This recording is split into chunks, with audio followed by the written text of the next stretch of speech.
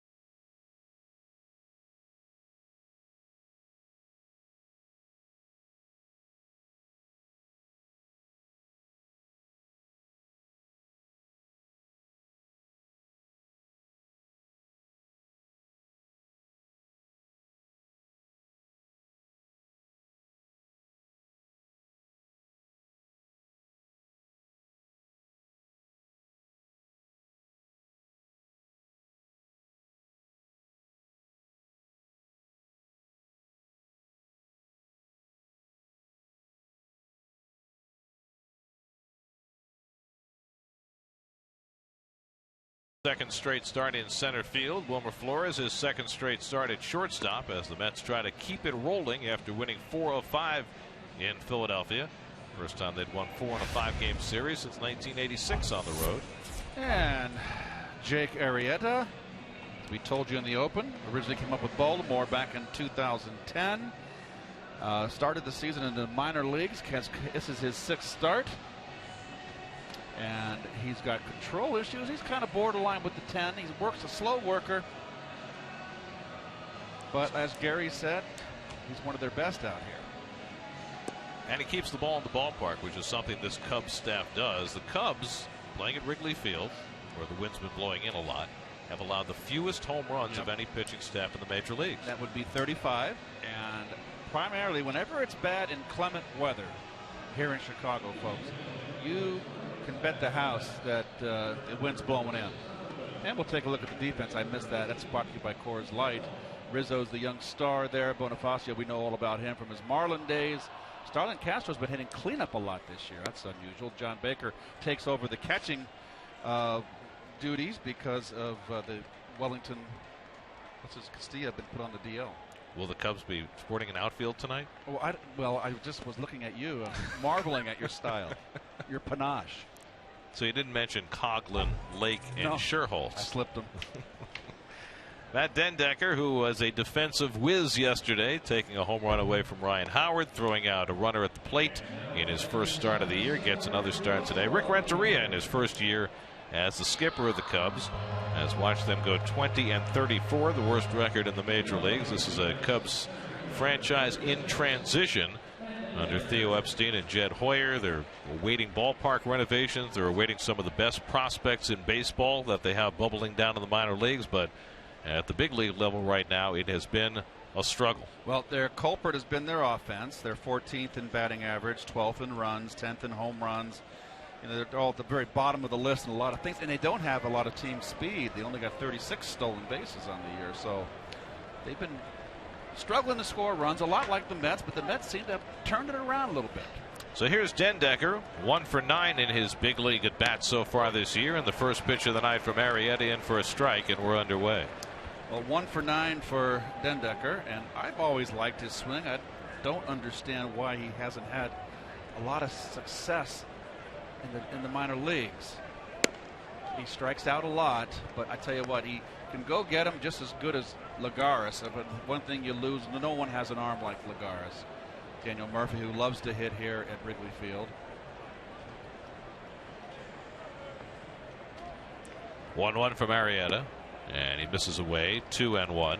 Jake Arrieta, only his 6th start of the year. He began the year on the disabled list. He had some shoulder tightness going into and coming out of spring training, so he didn't make his first appearance for the Cubs this year until May the 3rd.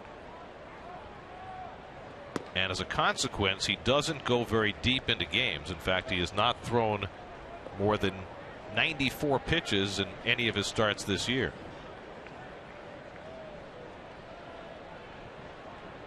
Behind on the leadoff hitter, Dendecker, 3-1. And Matt swings and laces one up the middle for a leadoff hit. So Dendecker was 1 for 5 yesterday, gets a base hit his first time up today. Well, I like his little short stroke here, and I just think given an opportunity to play, he's not going to hurt you in the field. So it's a big opportunity for Dendecker with Lagares with the oblique, and Lagares is going to be gone for quite a bit. That's a very slow healing injury, the oblique. So here's Murphy, who has had a wonderful time hitting at Wrigley Field the last couple of years. He's got 4 home runs in only 42 career at bats at Wrigley, and he takes a strike. And you know, Murph's not a big home run hitter, but he seems to have the knack for finding those bleachers in right field. Well, the wind is blowing out to left today, in from right, off the lake.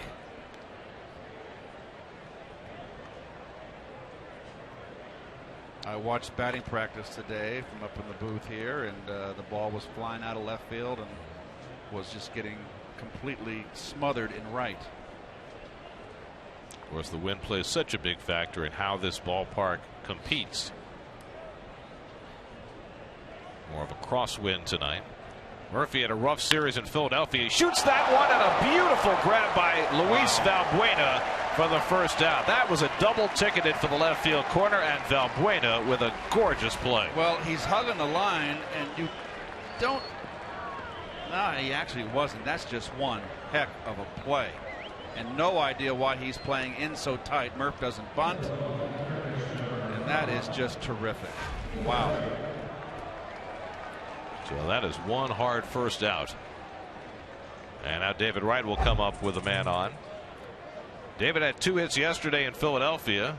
Big 2-run double in the Mets' 4-run 6th. And David now with 72 hits on the year. That is tops in the National League.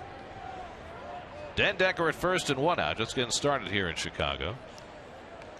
Mets last year won 2 of 3 in their only series here.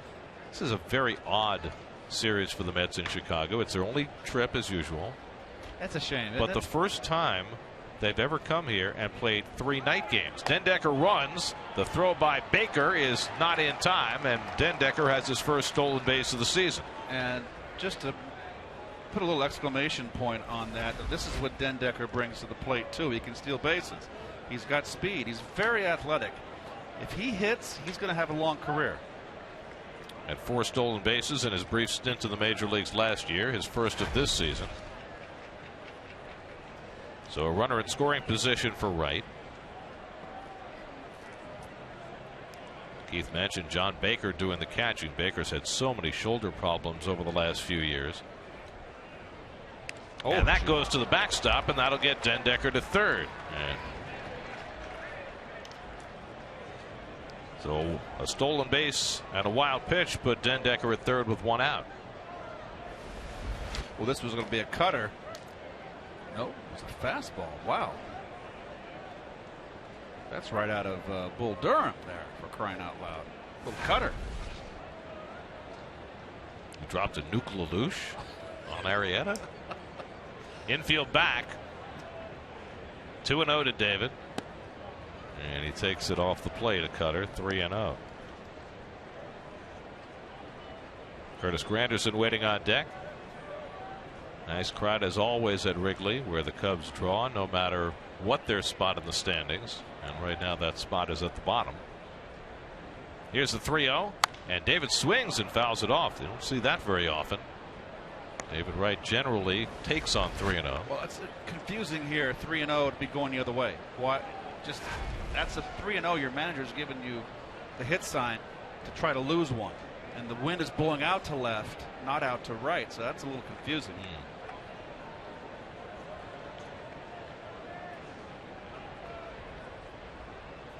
And there's ball 4, and David's aboard. So a single, a stolen base, a wild pitch, and a walk. And Arrieta struggling in this first inning, and the Mets will try and take advantage with the Chicago native Curtis Granderson stepping in. He's got a large group from where was it high school where he did all that, built the stadium, or his college? University of Illinois Chicago, where he just donated a lot of money to build a new stadium. I talked to one of the ushers coming in that's from that area and said it's just a fabulous stadium. Granderson has big numbers against Arrieta, 7 for 20 with 3 home runs, and he loves hitting here at Wrigley. First and third and 1 out, and he takes it high, and Arrieta really struggling. Well, Granderson has had a lot of success off Arrieta, I guess, in his Baltimore days. 350 lifetime, 7 for 20, double, triple, 3 home runs. And there's the defense. Not a big shift that we've been seeing for Curtis, who really is a dead pool hitter. Right now the center fielder Lake and the left fielder Coughlin standing in the sunshine. There's still some daylight left. Is this just one of the most beautiful parks there is? I just love it. It's a bit antiquated, but it's the best. Perfection. It sure is. And the curveball in for a strike, 1-1. Not a lot of foul territory in this ballpark. As a hitter, I love that. Very little foul ground. Fans right on top of you. You can hear them talking and whispering and getting on you. It's fun. Granderson tries to hold, and he stopped it in time. Tim Timmons, the third base umpire, gives him a pass. 2-1. Well, we talked about it before the game, how it's almost been an automatic call. You really have to be obvious that you didn't swing not to be rung up today. I think it's a bit unfair. You see those numbers against Arrieta.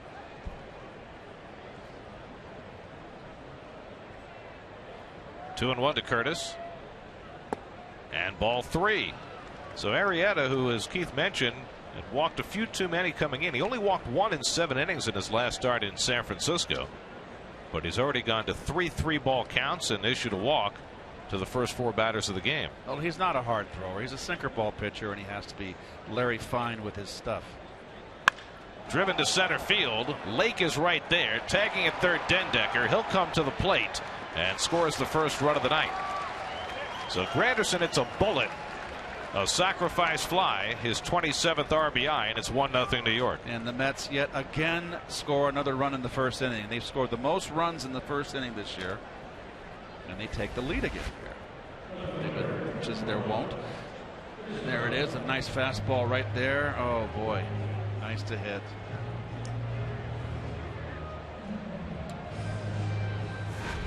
Wright held at first on the play. So now 2 out, and Chris Young the batter. Young playing left field tonight.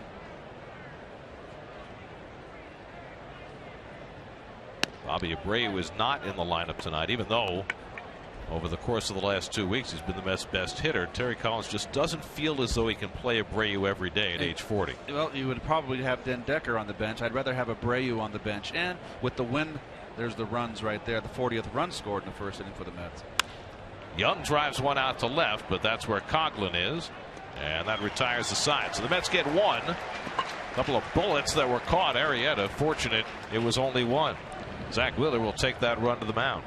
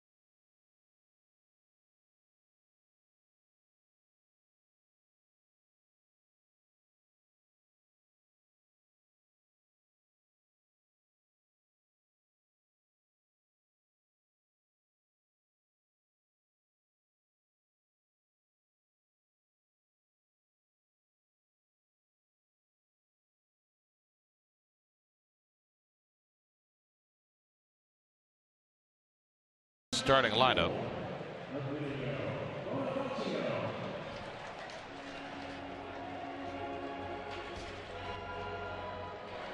Anthony Rizzo, the big bat in the Cubs lineup, is in the 3-hole ahead of Starlin Castro. The Cubs second to last in batting average in the National League. There's young Zach coming off his best start of the year. He's had 2 terrific starts. His last 2 times out, gone 13 innings and only given up 3 earned runs. And we know the big strikeouts he had the last time out was the best I saw him throw, the 9 Ks in 6 1/3 at Philly. Emilio Bonifacio, who's been a utility guy who plays every day. He's played center field, he's played third base, he's playing second base tonight. They have the Gold Glover Darwin Barney, who's completely lost his job because he hasn't hit. Bonifacio hits one out for Murphy, and he gets the speedy Bonifacio for the first out. And we'll take a look at the Lexus Metropolitan defense, and we'll get the outfield in this time. Chris Young, of course, getting the start with Den Decker in center field now with Lagares on the DL. Den Decker's going to get a lot of playing time in center field. Infield pretty much the same. Flores with that big day, he earned himself another night of starting at shortstop. And d'Arnaud, interesting to see. We'll watch him work with Wheeler. Really called aggressively inside last time, but Wheeler was out there. And that was, I believe, was d'Arnaud's first or second game back off the DL. First game, yeah. Here's Junior Lake hitting second in the order, playing center field tonight. He's been mostly a left fielder for the Cubs. Lake just 24 years old. Shows some promise at 284 as a rookie last year, but he strikes out a ton. I'll say, how about 160 at bats, folks? Now don't just calm yourself. 160 at bats, 60 strikeouts. That would be hard for me to stay calm. 38% of his at bats. Wow. Is that a problem for you? Oh. Reached for, and Wheeler plays the comebacker. So he got him reaching for the slider for the second out. So 2 up, 2 ground balls for Wheeler. So a little different start for Zach this time. He had the 6 strikeouts in the first 2 innings in Philadelphia. Now we'll face the big bat in the Chicago order, Anthony Rizzo. Well, we'll see how he works the left-handers, Gary. Remember, this is the predominantly left-hand lineup now with Bonifacio switch hitting, batting left. You got Rizzo, Valbueno, Shearholz, Coghlan, and Baker, all left-hand hitters. And remember, he pounded inside to those Phillies 5 days ago. And had tremendous success. He struck out Howard 3 times, struck out Utley twice. Rizzo still just 24 years old, and he is blossoming into a big piece of the Cubs batting order for the long term. 23 home runs last year, but he's a better player this year. On base percentage much higher. He's drawn a lot of walks as they pitched around him a lot, with the weakness of the Cubs batting order around him.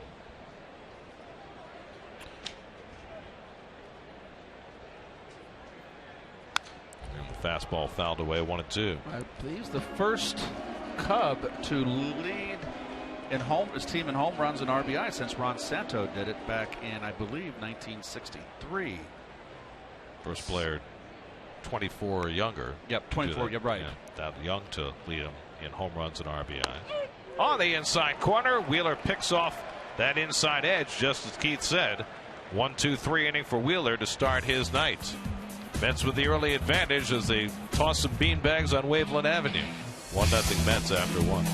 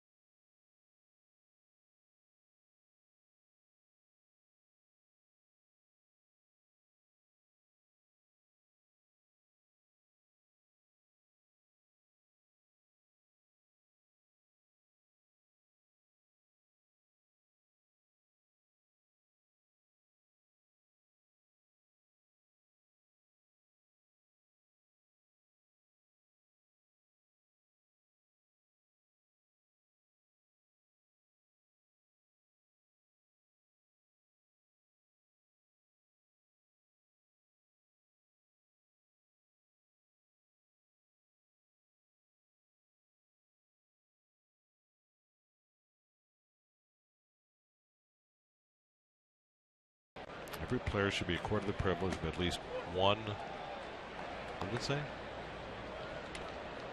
Season with the Chicago Cubs. Really? God's own sunshine. Well, except if you play night games. Lucas Duda leading off the second inning. Mets with a 1-0 lead, and Duda hits it over the shift and into right field, a base hit. So behind the short fielder and in front of the regular right fielder. Nice little chip. This is a nice line drive, though. Nicely done. Little cutter in. Lucas is starting to swing the bat a little more authority. That home run to the opposite field in Philly, Garrett, it was impressive. He's become such a dead pull hitter. And here's yesterday's star, Mr. Flores, the Grand Slam kid. Well, Wilmer came into yesterday with 1 run batted in for the year. He had 6 yesterday, and he fouls off the fastball from Arrieta.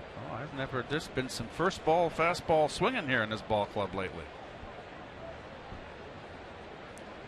Well, the Mets have won 6 of their last 7 games. Do you like that Cub home uniform? I don't. I know it's tradition, but I'm not big on it. It's really not my favorite. It's not Dodgers or the Cardinals. I like their road uniform better, with Chicago written across it and the red numbers. I didn't like it when they wore the powder blues. I was not. No, they were partial to. Only the Cardinals look good in the powder blue. Nah, only the Royals look good in the power blues. I beg to differ. That's okay. We're allowed to disagree. 1-1 to Flores, and there's a strike. 1-2. Travis d'Arnaud waiting on deck. We got our first seagull of the day, parked in front of the third baseman Valbuena. He just poked it and got it to fly away. It's a pigeon. Well, it's the same breed. No. Here's the 1-2. Poke to the right side, and that's going to go through for a base hit. So Flores didn't hit it hard, but found the right spot beyond the reach of Bonifacio, and the Mets have the first 2 men on. Well, Flores on the ball away has been kind of soft stroking it a little bit. If punching would be the word on our day. And that just gets by Bonifacio. That's right. What kind of numbers he got on Emilio? Jeez. Offensive guard. So here's d'Arnaud. Well, d'Arnaud the last 2 days was intentionally walked 4 times. What is this world coming to? Well, it's the 8th hitter. That's what it's coming to. Yeah, but come on. Here they can't intentionally walk him. First base not open. And he takes a strike. Travis just 6 hits in his last 42 at bats. Came back from the concussion last Thursday in Philadelphia. Arrieta getting a lot of trouble thrown his way early in this game. Gave up some hard hit balls in the first inning, a couple of which turned into outs. He's given up a couple of soft hit balls in this inning that have turned into hits. So far his ledger's just about even. Zach Wheeler waiting on deck. Duda at second, Flores at first, and nobody out. And d'Arnaud pops one foul. Boy, oh boy, oh boy. Arrieta's living right. He has made in this inning, 1 inning plus, he has made so many pitches down Broadway, down the pipe, whatever you want to say, to describe pitches right down the pipe. Right there, down Broadway, in the middle of the plate. Middle. Popped up. Infield fly rule will be called. Batter's out. And Rizzo snags it. 1 away.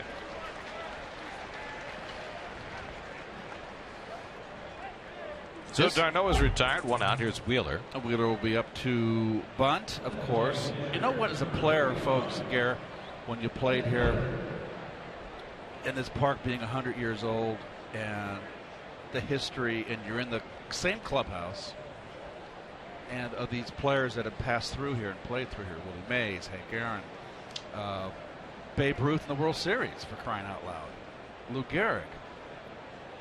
And there's the defense for the bunt, very aggressively into the corners. Wheeler 1 for 17 with 3 sacrifices. Rizzo really coming in hard from first, and the breaking ball in the dirt. Well, you never called your shot in this ballpark, did you? I never called my shots. No. Babe used to tip his hat right when he ran around the ball. I wouldn't dare do that. Well, Babe was a big guy. Well, it's amazing how the ethic changes, right? If somebody tipped their hat running around the bases in your day, they'd probably get drilled. Or run backwards? Yeah, like Jimmy Pearsall. Push toward third, perfectly done by Wheeler. Makes the third baseman handle it, just the way they draw it up on the chalkboard. 5-4 on the sacrifice, moving runners to second and third. Well, when you have a first baseman so aggressively in as Rizzo was, you have to get it down to third base line, and that is beautifully executed. I hate that word. That seems to be the word du jour. I didn't execute today. Oh, okay. Well, execute then. He executed. So there you go. Two in scoring position for Dendecker, who banged a single up the middle, stole a base, and scored the only run of this game. Duda now at third, Flores at second with 2 down. And they've got some very quick scouting reports on Dendecker. They're shifting the shortstop, Castro, almost behind second base against Matt. I mean, this is a guy who's had 10 at-bats in the big leagues this year. They've been scouting in AAA, I'm sure, but... Well, he's had 2 base hits in the last 2 days. Both have been up the middle. Ball and a strike to Dendecker. See, to me, if you're going to do that on the left side of the infield with Castro, the shortstop, up the middle, then you've got to get Villanueva in the hole more. Move him off the line. And move him back. He's not going to bunt. Now with second and third and 2 out. 1-1 from Arrieta. And he gets the letter high strike. 1-2. Matt Dendecker being given an opportunity here with the injury to Juan Lagares, and you know the clock's running on Matt. He's 26 years old. Yeah, well, 26 still. It's not like you're 28. You're beginning of your prime. 26. Well, he goes to the left side, but Valbuena able to range wide and get it, and he throws out Dendecker to end the inning. So Arrieta gets through trouble in the second. Still 1-0 to York.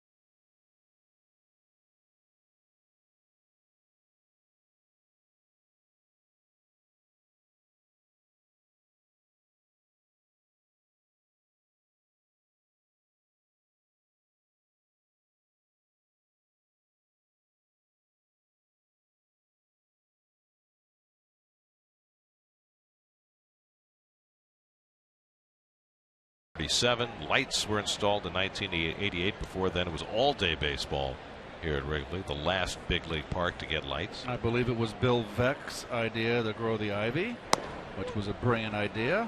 Starlin Castro leads off the home second. And I've been here in April when just the vines are there, and you can get hurt. The outfielder out there in that brick. Castro just got a piece of that, and it's 0-2. Starlin Castro having himself a bit of a revitalized season. You see the brick. Castro, since 2011, has more hits than any major league shortstop, and by a wide margin. But he's an interesting player, a bit of an enigma. He's very talented, but unbridled. It's a good word. Would be a kind word. He tends to lose focus sometimes, especially out in the field on the bases. Yep. but he plays every day. 162 games a couple of years ago, 161 last year. Well, they thought they had the corner, the keystone up the middle for a long time with Darwin Barney and Castro, but Barney just has not hit. He could pick it with the best of them at second base, but he's on the interstate. Well, the plan for their middle infield is Castro and Javier Baez, who is their top prospect right now in AAA, and will probably be here sometime this year. Got him. Good slider by Wheeler to strike out Castro for his second of the night.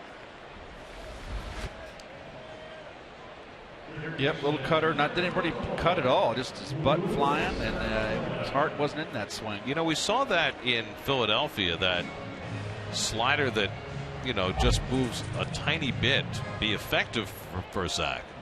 Against the left-handers, he was backdooring him Right. on the outside corner. Doesn't need to break that much. As long as it starts 3 inches outside, hitter tends to want to quit on it, and then it breaks into the last minute for a strike. Here's Luis Valbuena. Valbuena's played both second and third for the Cubs this year. Has the high on base percentage, 384. Well, as a team, the Cubs do not have an impressive on base percentage, under 300. Second from the bottom in the league.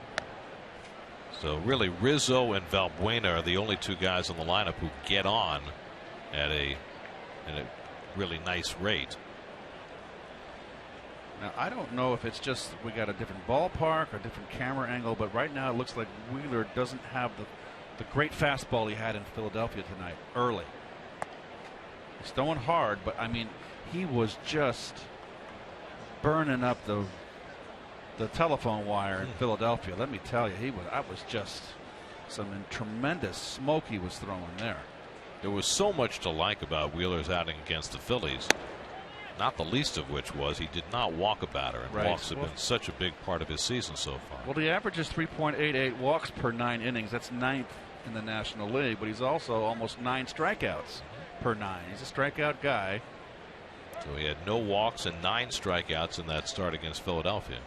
2-2 to Valbuena, and he misses with that. Full count. Nate Scherholtz, another left-hand batter, waiting on deck.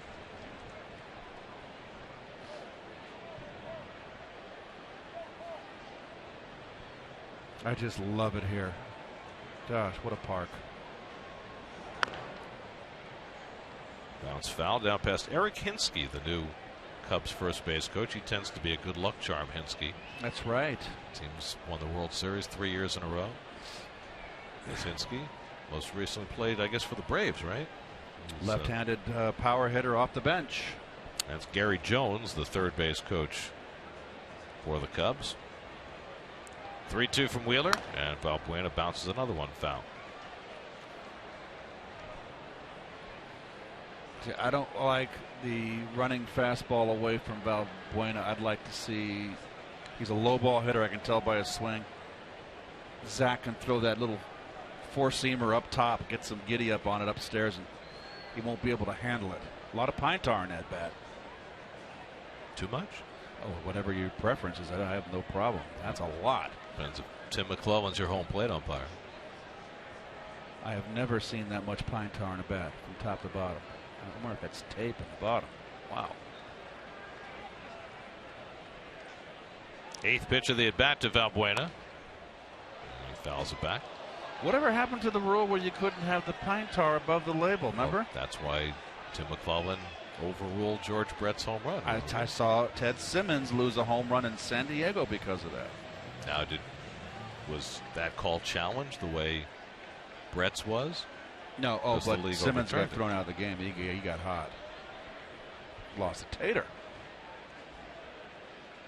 But So- they subsequently changed the rule that, you know, they would warn you not to use the bat rather than take a home run away. They had to replay the end of that game. Well, Valbuena making Wheeler work, 9 pitches deep and still going. What gets the pine tar off the bat, because over a course of time, the pine tar is going to cake up on the bat, and you get too much, and you don't want too much where you hold your hands. And simple rubbing alcohol with a towel takes it right off. Well, why would you want all that pine tar there in the Sticky. first place? Yeah, I understand. So you put it on your hands. Why do you need it in the So middle you of can the bat? reach up. it looks good too. Looks like a war club.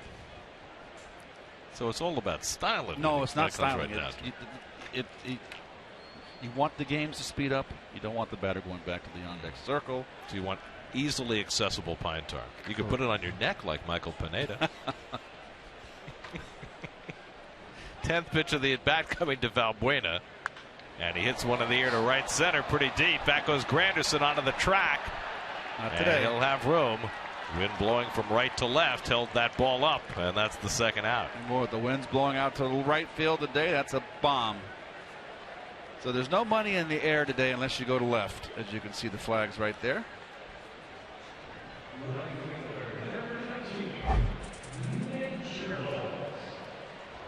So by far the best contact a Cub has made so far. 2 out and nobody on for Shearholtz, the former Giant and Philly.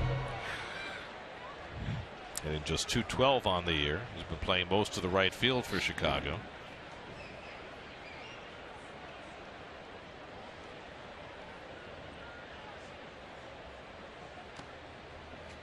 First pitch ball that Wheeler has thrown. Now the Cubs sitting on the bottom of the National League Central. The Mets will see the other end of the division when they get home next week. They've got the Brewers coming to town. Brewers 12 games over 500. You see the standings on the flags. Well, if there was the old days and you just had the no divisions, the Cubs would be in last place. They have the worst record in baseball, so they're obviously the National League. 20-34, 14 under. And 13 games out on the 3rd of June. Swing and a miss, 2-1. So that leads to a lot of speculation about the Cubs starting to unload some of their players. Well, they got some young talent in the minor leagues ready to come up. You see the standings in the NL Central. The Brewers have maintained that lead. Their bats have really picked up of late. That's hooked down the right field line. Foul. The Brewers have gotten surprisingly good pitching all year. Guys like Kyle Loesch, but the Willie Peraltas and the Marco Estradas. Gallardo hasn't even pitched very well. He's their ace. But their bats have really picked up lately. There's got to be concern for Gallardo, too, because he did not have a very good year last year.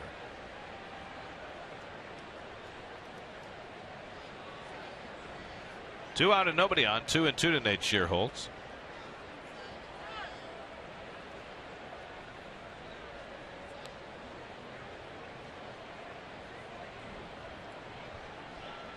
Love the scoreboard. So did Leo DeRocher.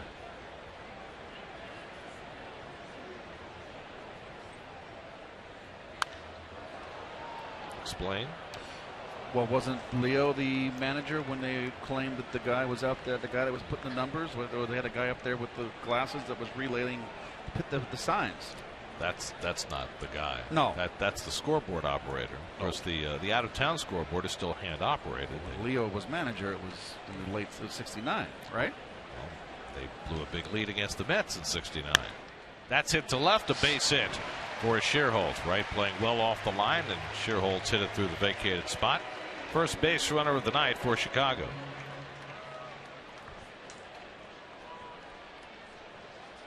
So a 2-out single, and now Chris Coghlan, the former National League Rookie of the Year. It's been 5 years since Coghlan won that Rookie of the Year with the Marlins, and nothing has gone right since. No, it's another Joe Charbonneau.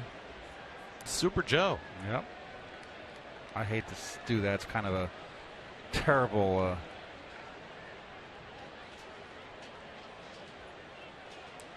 Well, even if Coghlan's career never really revives again, or even if it does, he'll never be able to do what Joe Charbonneau did, and probably still can do to this day. He could open a beer bottle with his eye socket. I tried to do it once, and it's stupidity. Did it work? No, I realized I was hopeless. And I valued my teeth a little better. No, not his teeth. With his eye socket. Oh, his eye. Well, no, I didn't do that. He put the beer bottle in his eye socket, turned it, and opened beer bottles that way. What is he? What was it? The Terminator? Don't know.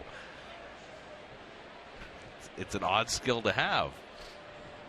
Maybe it cost him the rest of his career after that great rookie season for Super Joe. 1-1 to Coghlan.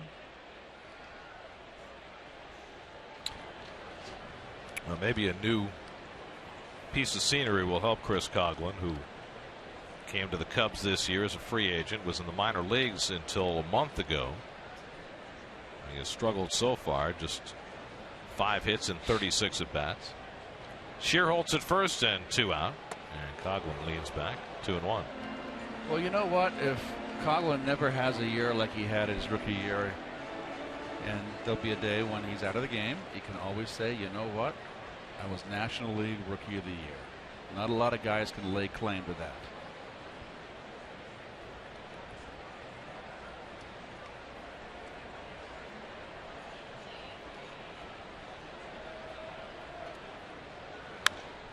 Popped it up.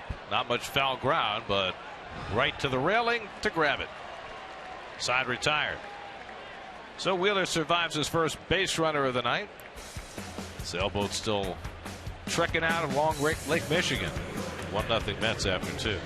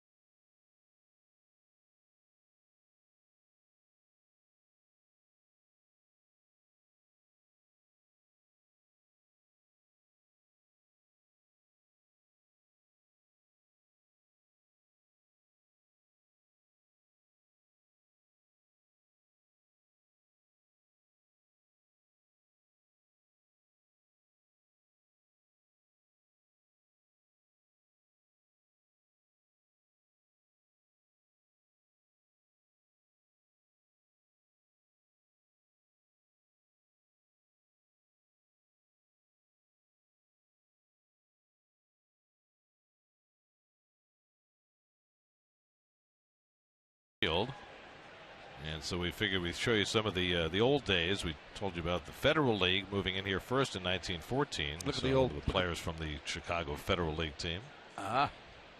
Ivy going up in the 30s, and the bleachers and the scoreboard being built. Put a lot of people to work to build that stadium. It was Waveland Avenue back in the day. Well, the scoreboard really hasn't changed much since they put it up back in the 30s. Sweet. They did add the electronics in the middle of the scoreboard, the ball strike, batter numbers. The rest of it, though, is still hand operated as it always was. Daniel Murphy leading off in the 3rd inning. Murphy hit a bullet to third base, and Valbuena made a terrific catch in the 1st.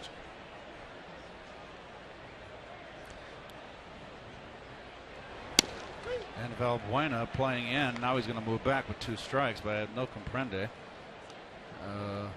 There he's moving back now, but he likes to play on the cut of that grass.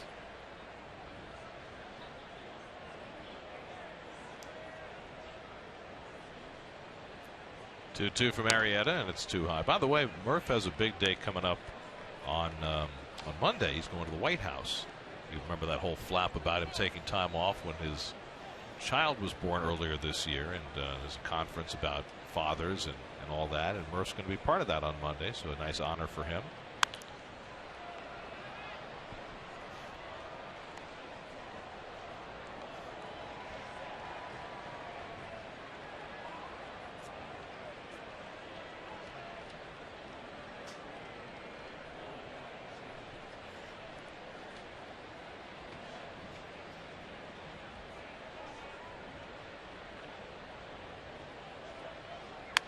Hit toward the hole. Castro on the backhand.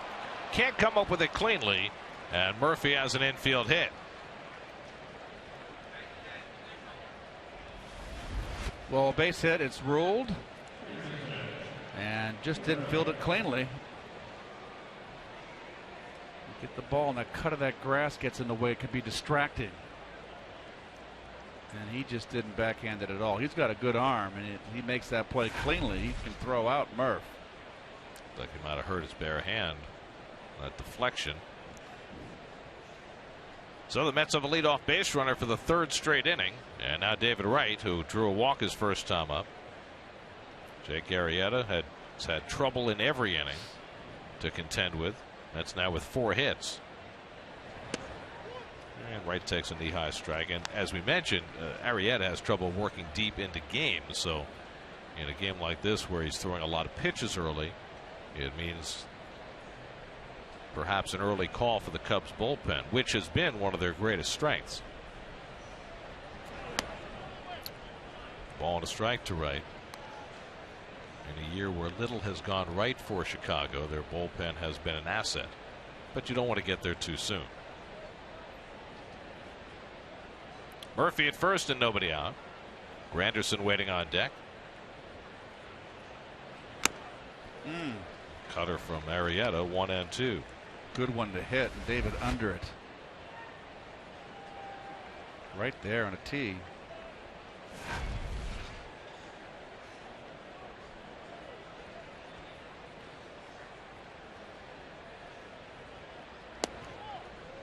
And that one's off the plate, 2-2. Jake Arrieta, 28 years old, drafted by the Orioles in the 5th round in 07, coming out of TCU. Texas guy through and through. Came to the Cubs last year in a midseason trade.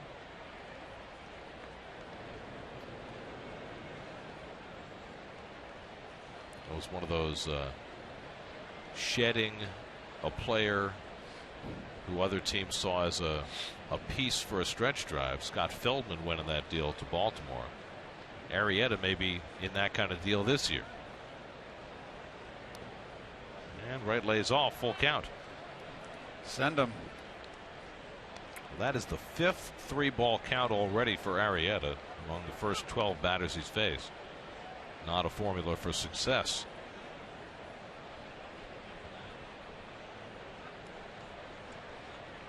So let's see if Murph is sent here. 3-2 and nobody out. And Wright takes outside, ball 4. Murph was not running, but Wright walks for the second time. And for the second straight inning, the Mets get the first 2 aboard. So now Granderson has driven in the only run of this game in a line drive sacrifice fly to center field his first time up. It has been a struggle for Granderson. I think that would not be overstating things. Looked like he had come alive after the series in the Bronx. Couldn't sustain it. He's just 3 for his last 33. Batting average right at 200 for the season. And a changeup to start him off. Well, he's very corkscrewed in his stance. Also tilts his head. Got to keep those eyes parallel to the ground. And Arrieta is just going to the breaking ball. Now Wright just got a steady diet. Now Granderson.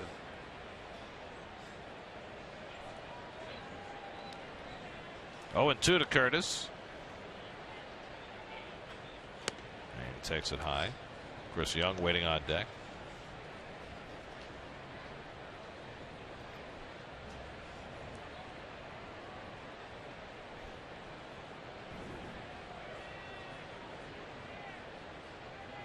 Now the 1-2. And that's taken low. 2-2. He likes to go 3-2 with everybody. He's like Rick Rhoden. He'll be out of there in the 4th inning if that's what happens. At least Rick Rhoden had a purpose. He knew exactly what he was doing. Rick Rhoden, we used to call him 3-2 Rhoden. And then he could come to the plate and hit a 3-run homer. He could hit.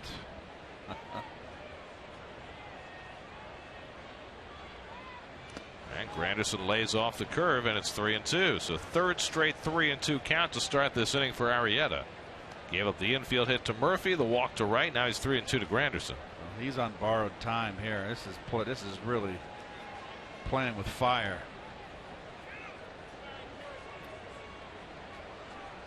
Mets faced him once before when he was in an Orioles uniform 2 years ago at Citi Field and beat him. Gave up 4 runs in 7 innings in that game. But there are very few Mets in the lineup tonight who've ever faced him. Granderson is one of them. 3-2 to Curtis, and he fouls it off.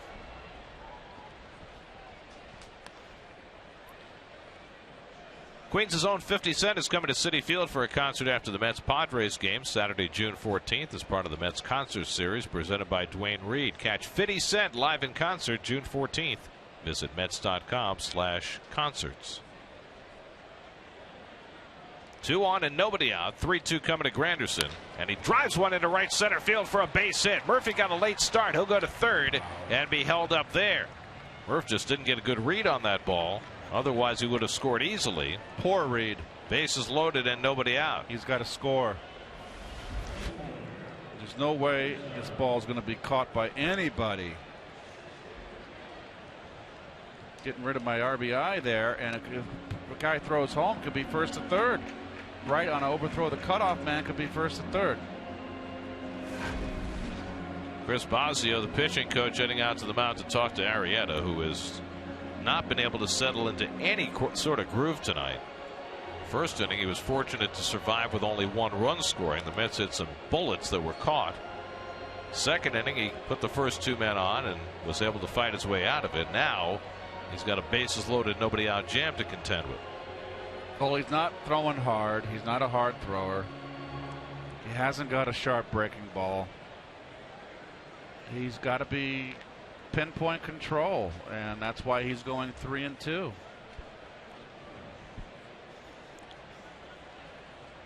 So now it's Chris Young with the bases loaded. Now, going into yesterday, the Mets were 6 for 50 this year with the bases loaded. But they had a big day with the bases loaded yesterday. They had 3 hits, including 2 for Wilmer Flores, a 2-run double and a grand slam. So perhaps the Mets have shed their bases loaded ineptitude. Well, I'm not going to beat a dead horse. They're on the road where they score 5.11 runs per game, and that is number 1 in the National League. It's amazing, isn't it? Isn't it?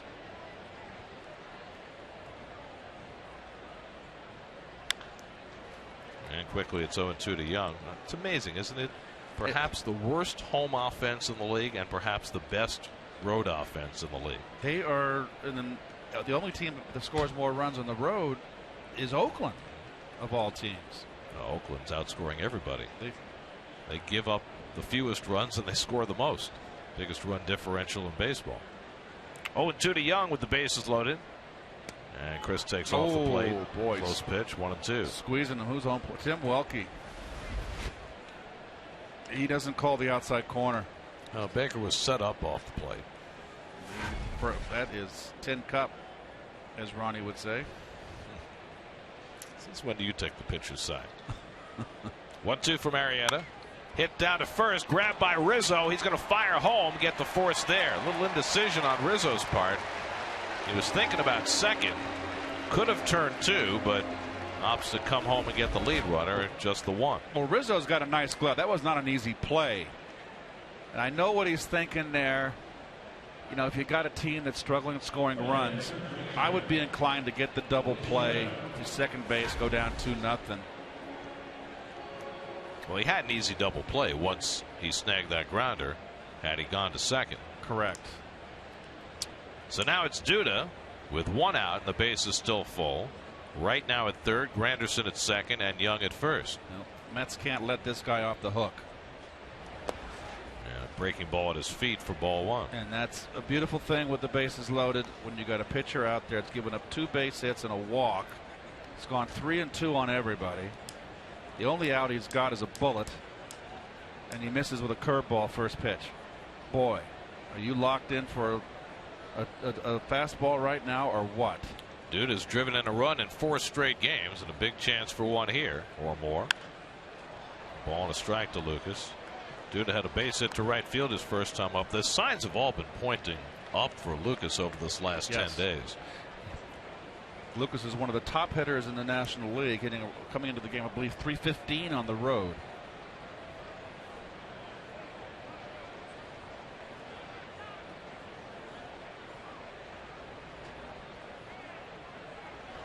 And he takes the curve for a strike, 1-2.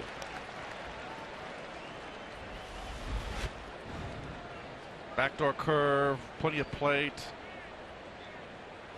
Lucas gets out in front of the breaking stuff. He just has got to wait a little bit longer. So Arrieta ahead in the count. 1-2. Off the fist, a little pop up for Castro. Infield fly invoked, 2 out. Wow.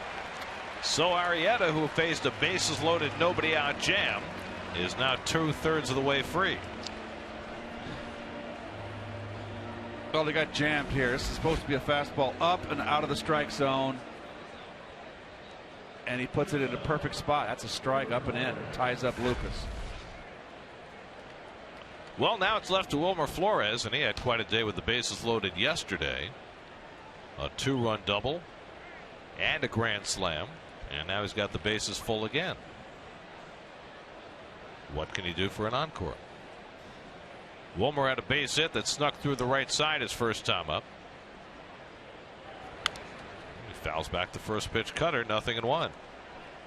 So Arrieta finding trouble again here in the third and may find an escape hatch. It's his middle name, Trouble. I don't mean pool.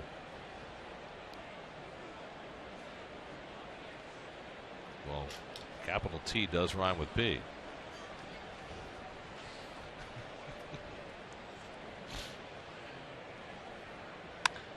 Right back to Arrieta, side retired. Jake Arrieta living right. Mets had the bases loaded and nobody out, and they do not score.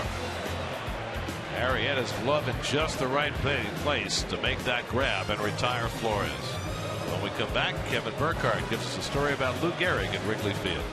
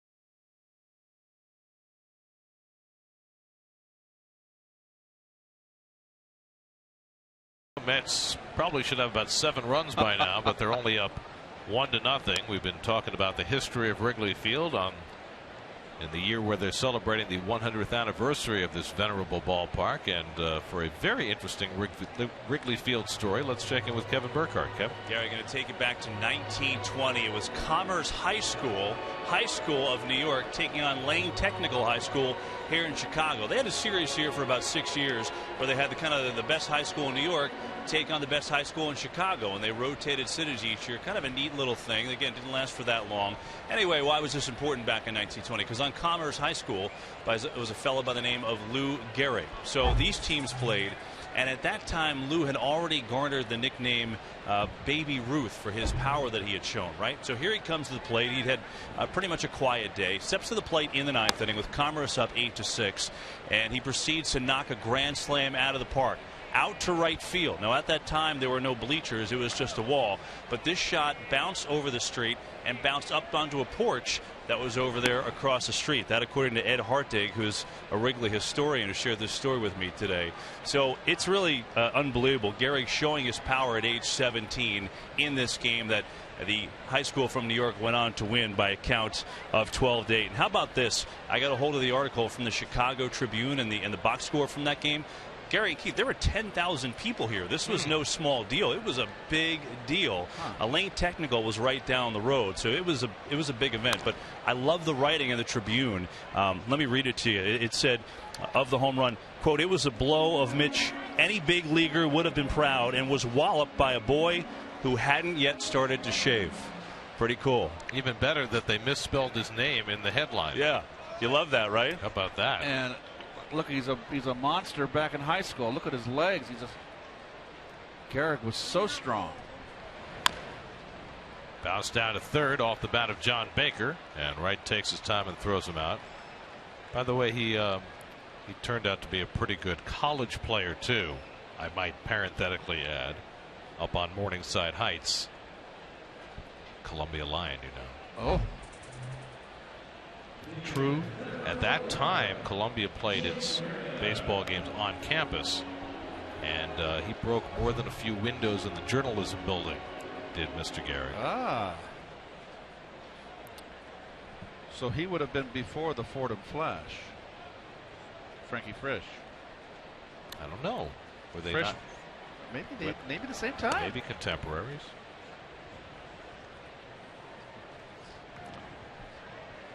Jake Arrieta, the pitcher, batting 5 for 33 in his career. Spent most of his career in the American League.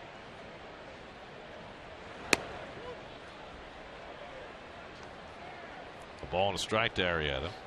Well, Gehrig would later hit 2 World Series home runs in this park.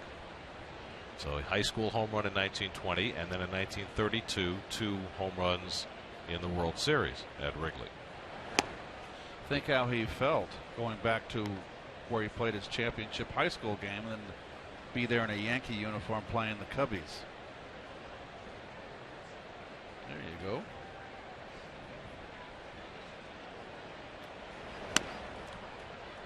Wheeler with a couple of sliders dispenses with Arrieta. That's his 3rd strikeout of the night. Zach making it look easy, much as he did in his last start. Well, there he is as a Lion. I kidded you not. Look at the sloping shoulders. That is a strong individual. He was a big boy. Yes. Of course, Columbia continued its baseball success this year, made it to the NCAA tournament. Did you like the movie with Gary Cooper? Did you enjoy that? It was good. It was good. It wasn't great. How about the one with William Bendix as the Babe Babe? Ruth, that was terrible. Emilio Bonifacio batting with 2 out. One of the best baseball movies, I thought, that really should be a remake, because Tony Perkins was just so unathletic. Fear Strikes Out. Fear Strikes Out is just such a compelling story, and Carl Malden as the father. The Jimmy Pearsall story. Yes, that drove his son to madness. A nervous breakdown. And that was just a really compelling movie. Of course, Jimmy Pearsall was a big figure in this town. He was the radio voice of the White Sox with Harry Carey for years, which was a must listen. Or as Harry would say to Jimmy on the air, Jimmy would say to Harry, "You're crazy, Harry," and Harry would say, "Well, you got the papers to prove it." They were quite the team. Curveball from Wheeler misses 3-1. That was around the 70s, and when Bill Veeck was the owner of the White Sox, and we'd play day games. There was no night games here, and before I went out to dinner, I'd watch the first 3 innings of the White Sox games. Because two high ball 4 Bonifacio's on. You just didn't know what would come out of their mouths. I mean, it was unbelievable. I don't know how the players, at a different time when the players had to swallow what came. They were brutal. Yeah.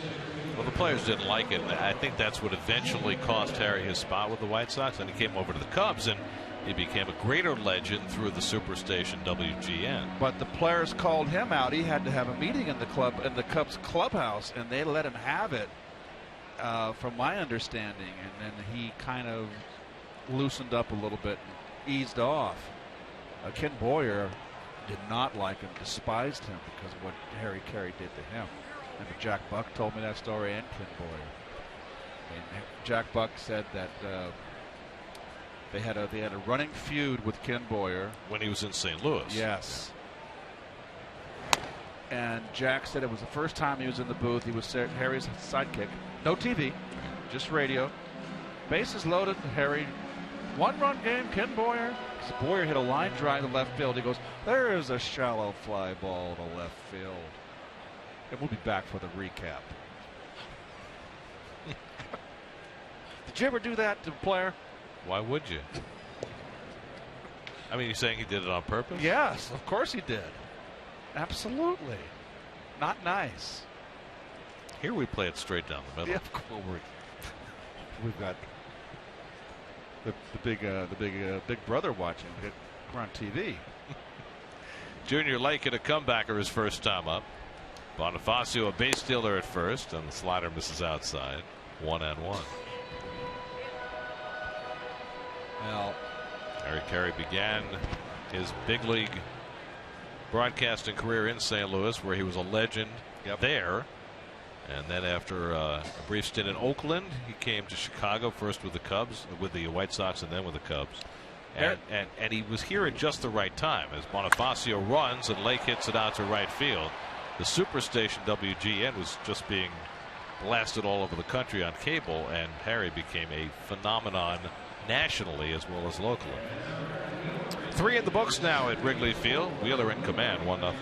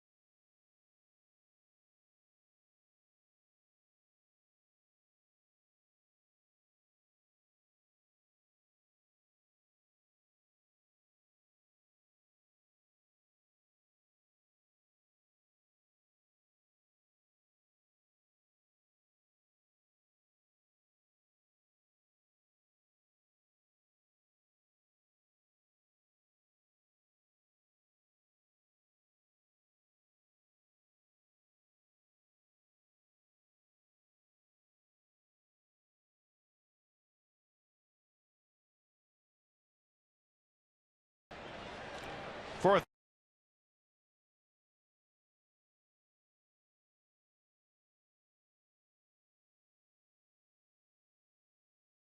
This game, they've had 5 hits. They've drawn 2 walks. They've scored 1 run. Last inning, they had the bases loaded, nobody out, and did not score, which has been something of a trend that they thought they had broken yesterday. No such luck. Darno, Wheeler, and Dendecker in the fourth. Of course, the way Wheeler's going, 1 run might be enough. He's looked superb again tonight. He looks very poised, Wheeler. Darno popped up his first time up, and he drills this one through the hole. And for the 4th straight inning, the Mets have a leadoff hit. Oh, you're talking about Harry Carey? Here's a little taste of Harry. Long drive, way back, it might be, it could be, it is. Holy cow! High pop fly, Sanchez. He never dropped one of those in his life. He just did. He did. Holy cow! How about that? I've been trying to tell you for 15 years. You take it too seriously. It's only a game. Nobody cares. It doesn't affect the nation. Well, that's a good point, Harry. Wheeler has his second sacrifice of the night, moving Darno up. Well, I never thought of it that way. how about poor Steve Stone? Oh, All those years working with Harry, and now he's working with Hawk Harrelson. He's had two of the most unique figures in television sports to sit alongside.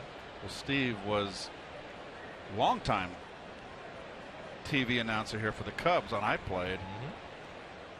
20-game winner with Baltimore. Came up with the Giants, if you recall. Here's Dendecker, 1 for 2, singled and scored the only run of this game in the first. And a good cutter by Arrieta to get ahead 0-1. Harry always treated me well. I actually ran into him. Remember the? You ever been in the pump room here? I've heard of it. Yeah, Harry had his own stool there at the bar.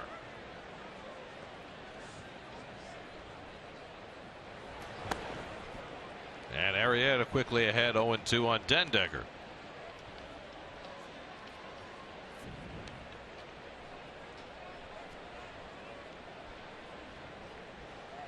Daniel Murphy waiting on deck.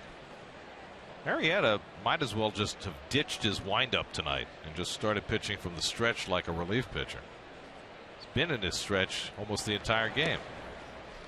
71 pitches, 54 from the stretch. That's hard to do. It's the Wichita lineman. That's what he is. Like on a tightrope here. Wichita lineman, like Glenn Campbell's Wichita lineman? Yeah, he's like on a high wire. Hope he doesn't get electrocuted. Seriously. Here's the 1-2.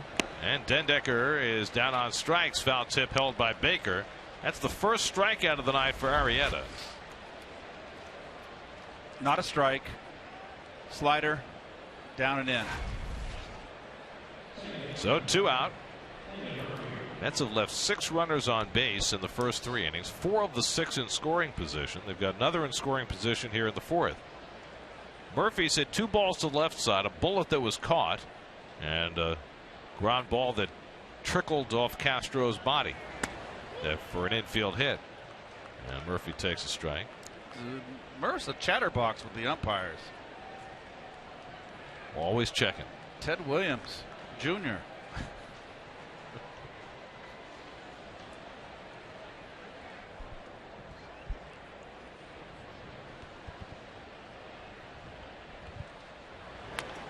Murphy dribbles 1 foul, and Arrieta again ahead 0-2. Keith, watch the center fielder Junior Lake when he sets up. Watch how he sets his feet. He's facing the left field line. Interesting. Greg Luzinski used to do something like that.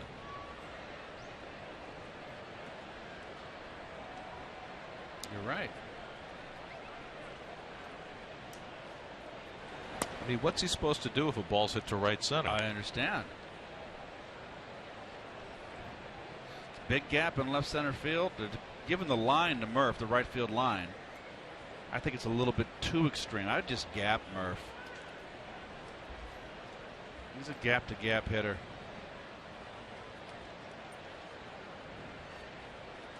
1-2 from Arrieta. This is away. All the pronounced shifts in today's game. Murph is one of the hitters that you can't do that to. He hits the ball all over the field. You pretty much got to take the gaps away from him. I always felt the ball down the line's a double anyway, so take the gaps away. I'm surprised how much at the shortstop hole they give him. Yep. 2-2.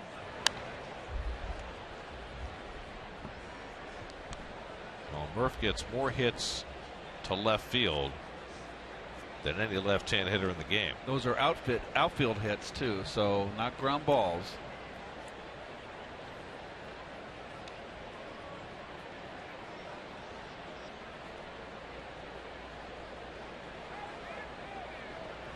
Darno at second and 2 out. 2-2 coming to Murphy. Lifted to left center. He was facing the right way, was Lake, to come over and get that one to retire the side. Perfectly played. 4 in the books. 1-0 New York.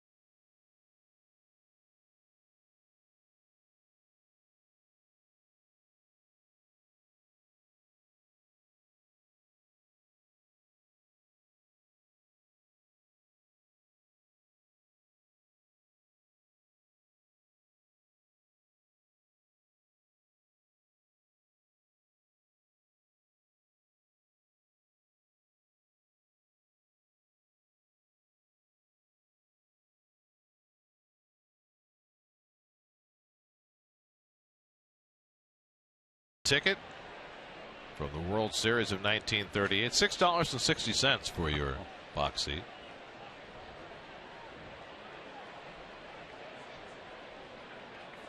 So that price would probably be around what, around $120, $115 today.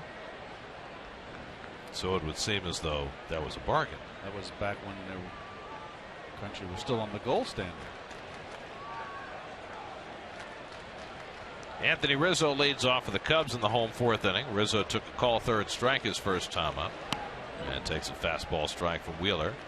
Wheeler has struck out 3, walked 1, allowed just 1 single over the first 3 innings. His experience quite dramatically different than his mound opponent Jake Arrieta, who has been in trouble every step of the way. Ball and a strike to Rizzo. Starlin Castro and Luis Valbuena to follow.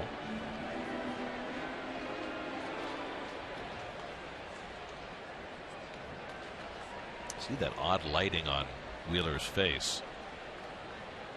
This park, like Turner Field in Atlanta, only has lights in foul territory. There are no lights in the outfield.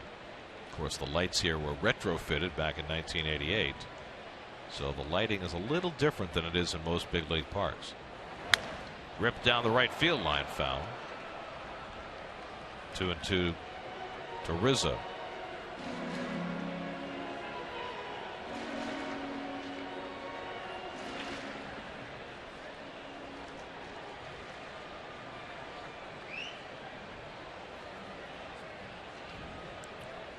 Some of the action on the rooftops across the street. And a fastball beats Rizzo for the first out of the inning. 4 strikeouts now for Wheeler. Second time he's gotten Rizzo. Makes him look bad here. Fastball away. Look at the fanny flying out. No rotation of the hips. Wasn't a pretty swing. Starlin Castro coming up. Let's check in with Kevin. Oh, we saw Daniel Murphy make the last out of the last inning. And, you know, we've been talking about it, obviously, the 100-year anniversary of Wrigley. And we will all night here, Gary and Keith. But what about the players? Are they coming here, and is there something special to them? Is there a romantic part about this? Well, I asked Daniel Murphy that, and he's a baseball rat. He's been his whole life. He said, you know, the one thing that's neat about here is when we get here, we get off the bus and we walk through the stadiums. You know, a lot of the stadiums, you get off underneath in the bowels of the stadium. You never see anything until you're out taking BP. Here they walk through the stadium. They get off in right field and walk through, come out onto the field, and it's a little different scene. He said, I like that part of it. It kind of gets you going. He said, you know, you grow up watching so many baseball movies, and this is what it looked like. So I get a charge out of that. He said the other thing for me is, you know, growing up as a baseball fan, growing up in Jacksonville, I wanted to watch anything. What options did I have? Well, during the day, it was WGN to watch a Cubs game. And then at night, it was TBS to watch a Braves game. That's how I got my baseball fix. So, yeah, I do appreciate playing here. He's also hit well here, so that helps, guys. Yeah, usually a couple of home runs every time he comes in. Of course, the flip side of that for the players is that, you know, this ballpark simply doesn't have a lot of the amenities that Major League Baseball players are used to, whether it's the clubhouses or the access to batting cages. There's not any distractions, even for the fan. You come here to watch a baseball game,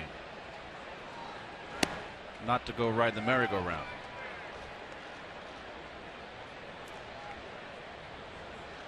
That's only when the bases are loaded and 2 outs, full count. I was just thinking about all the distractions here at Wrigley Field. 3-2 to Castro, who struck out his first time, and he hits it out to right. And Granderson's right there. 2 out. I mean, what baseball at Wrigley Field has become over the last couple of decades is a big party. Yes. Not only in the ballpark, but outside the ballpark, where there are tons taverns and other establishments surrounding Wrigley Field. And especially in years where the Cubs, like this year, are not very good. The ballpark itself and the party atmosphere has become a big part of the charm. There's Valbuena, and as they plot renovations to this ballpark, you hope that they're able to maintain that charm. Well, they're going to have a 4-year project here of just completely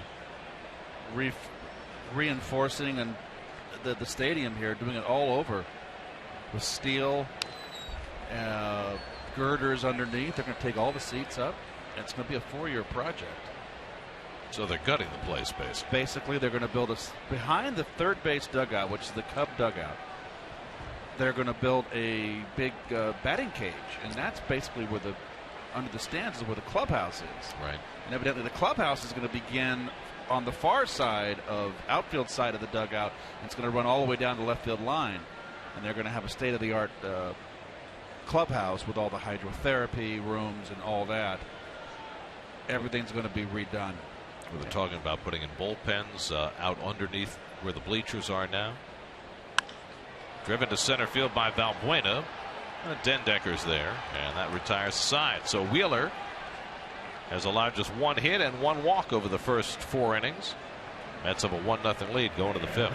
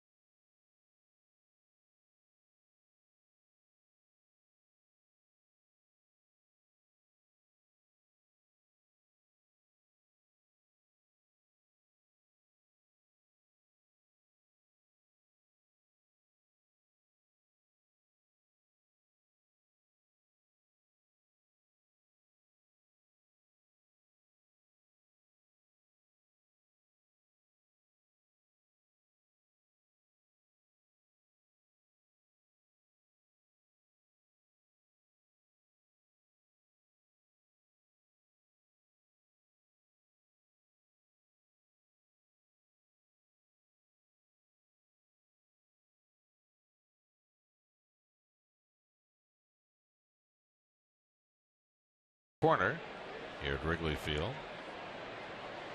I got lost today. I came to the ballpark by taxi.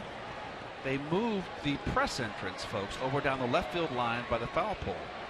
So I walked around the stadium and I couldn't find. I did a complete. I've never walked around the stadium, and I actually had a nice time. Did you make any stops along the way? No, I didn't realize they had murals on the walls outside of all the history of the stadium. It was a nice walk around the neighborhood. Because you know about Harry Carey's diary. Did you hear about this? No. That came to light just recently. David Wright's been up twice and walked both times against Jake Arrieta. Mets have had a leadoff hit in each of the first 4 innings. And there's a strike. Apparently they unearthed a diary that Harry kept in 1972. And basically all the diary was a list of which bars he went to on which days and who he went with. And he went to one bar or another in Chicago 288 straight days. Oh boy, I can believe that. How do you survive? Well, I don't know. I know when I ran into him in the pump room that night, he was snookered. It was probably in the diary. You were probably in the diary. Curtis Granderson is on deck. 2-1 coming to right, and he fouls one off. That one caught the catcher, John Baker. He's all right. He's a Cal guy. He's tough. Berkeley, the Golden Bears.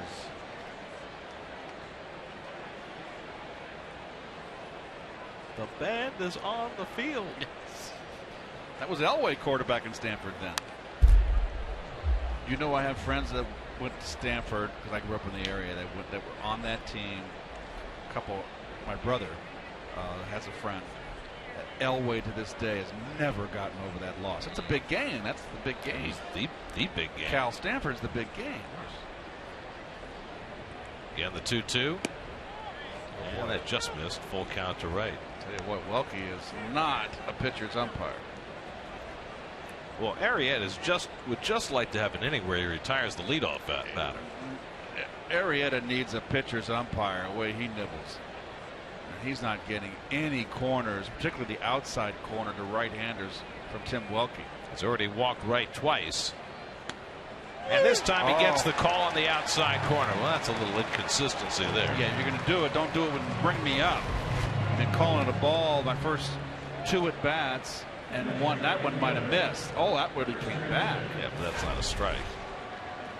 So anyway, so Arrieta retires the leadoff hitter for the first time, his second strikeout. 1 out for Curtis Granderson, who drove in the only run of this game with a first inning sacrifice fly, a bullet to center field, had a base hit to right center his last time. And there's the shift because Curtis is a dead pull hitter, and boy, they're just leading him off with breaking stuff. Keep in mind what we said earlier about Arrieta. He hasn't thrown more than 94 pitches in any start this year. Coming back from a bout of shoulder stiffness in spring training. It'll be interesting to see if he gets pushed farther today. 1-1 to Granderson. Now they've got 8 guys in the bullpen. They're carrying 13 pitchers as well as the Mets. And the Mets, for obvious reasons, are carrying 8 bullpen pitchers because of that horrific 5-game series.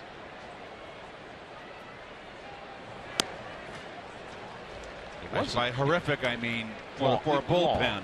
I mean, it was wonderful. They went 4 out of 5, but my goodness, of the 57 innings, 24 plus were pitched by the bullpen.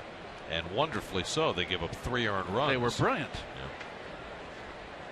Yeah. 1-2, and Granderson hits the curveball into center field. So 1 curve too many from Arrieta, and Granderson is 2 for 2. You're right here, and it's a lazy hanger, and Curtis stays back nicely. There it is right there. Not much break. Beautiful. Nicely done. And that, I think, is going to get some stirring around going in the Cubs bullpen in a moment. Mets have 7 hits, all singles against Arrieta. Now Chris Young, who's been blanked so far, 0 for 2. That's left 7 runners on base in the first 4 innings. We've got a nice little crowd here now. Stadium's filled up nice. Well, the Mets are in town. The red hot Mets are in town. Tuesday night in the Windy City, and it's not windy. Not tonight. Wait till tomorrow. Supposed to be rain and thunder and wind and cold. It rained yesterday. My flight was canceled out of LaGuardia. I had a little commuter out of the Marine terminal. We got on the runway. They brought us back. Had to take the next flight out because they had severe thunderstorms here. 3 hours delayed.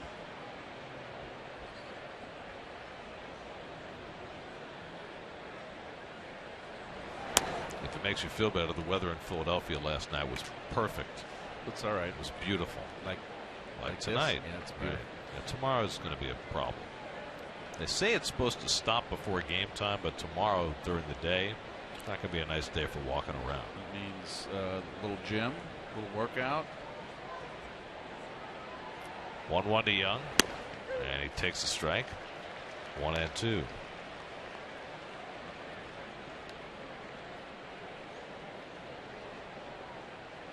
Lucas Duda on deck. Remember last year how cold it was here? Was it last year? It was 11. 2 years? 2011. That was the year. It was you and I were in the booth. It was freezing. Yes. We were here in winter clothes. Shivering. There goes Granderson, and it's fouled off.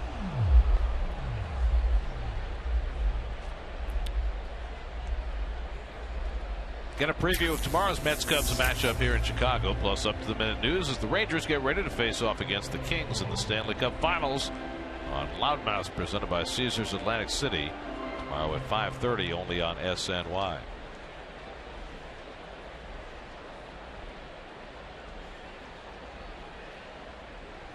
Well, Arrieta right at that spot, 94 pitches, where he has topped out this year, so he's going to go at least a bit beyond that. Nobody throwing yet in the Cubs bullpen, but there's about to be somebody throwing. Looks like James Russell, the left-hander, is going to get up. 1 out and 1 on, 1-2 to Young. And Chris lays off. 92, that's about the hardest pitch Arrieta's thrown the last couple of innings. And the aforementioned Mr. Russell up in the Cubs bullpen. Second generation big leaguer. His father threw very hard. Jeff Russell.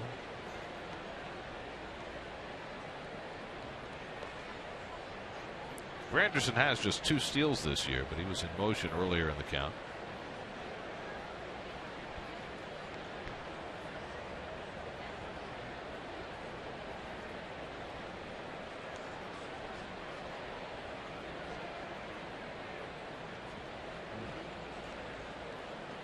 Arrieta with the 2-2. Granderson runs, and Young hits it out to right. Scherholtz will get over and make the grab, and Granderson heads on back. 2 out.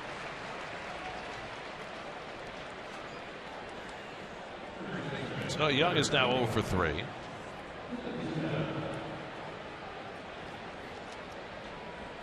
And here's Duda.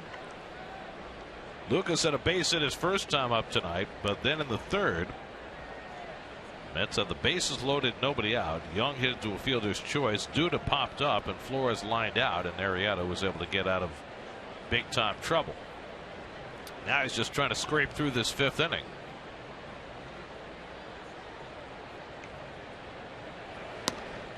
Fastball away, ball 1. Well, game 2 of this series tomorrow night. Daisuke Matsuzaka goes for the Mets. Edwin Jackson for the Cubs. City probables. Thursday night, Jacob deGrom against Travis Wood. Daisuke stepping into the rotation this time around. Rafael Montero sent back to AAA. It was as much a move necessitated by the length of the games the Mets were playing over the weekend as it was Montero's struggles at the big league level. He'll be back. Yes, he will. A minor setback. There goes Granderson. The throw by Baker, not in time. And Granderson has the stolen base, his 3rd of the year. So Granderson was bound and determined to steal the base. Ran for the 3rd time. Well, early in the count too, so that's good for Duda. And That's the second stolen base for the Mets. Dendecker stole the base, 44 for the year now. That started the ninth, third in the National League in steals. So another runner in scoring position. And Duda takes the curveball outside, 2-1. Mets have left 7 runners on base in the first 4 innings, 5 of them in scoring position. Mets have 2 stolen bases, 2 sacrifice bunts, a sacrifice fly, 7 hits, 2 walks, and they've scored 1 run. It's called leaving 7 men on base. They should not have left 7 men on base. At one inning, they got robbed. And Arrieta gets even. Well, he's been playing Houdini all night. Lucas, with that 1 home run he hit in Philadelphia to left center field, if he can get that, that's all they're doing is dropping that backdoor curveball on him. If he goes to left center field and starts going that way, then guess what? They're going to start coming inside. They're going to have to change the program. Tonight he's going to jet stream to left center too. Pulls it though, and it's foul. So Arrieta gets to 100 pitches for the first time in quite some time. Well, we bored the scoreboard operator to sleep. He's fired. I'm sorry, pal. Your supervisor will be calling you shortly. He fell asleep right in the middle of Missouri. Here's the 2-2. Popped up, foul.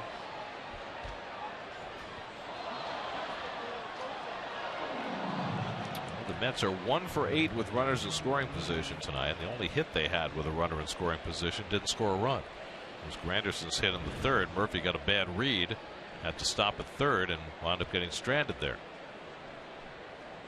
And Duda trying to pick up a run with 2 out of the 5th. Wheeler patiently waiting. And Lucas takes just off the plate, 3-2.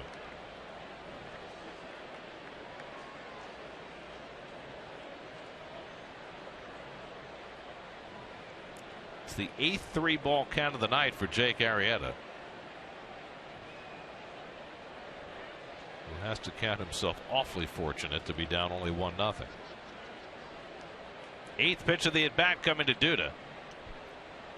And he socks one foul. That'll go out of play.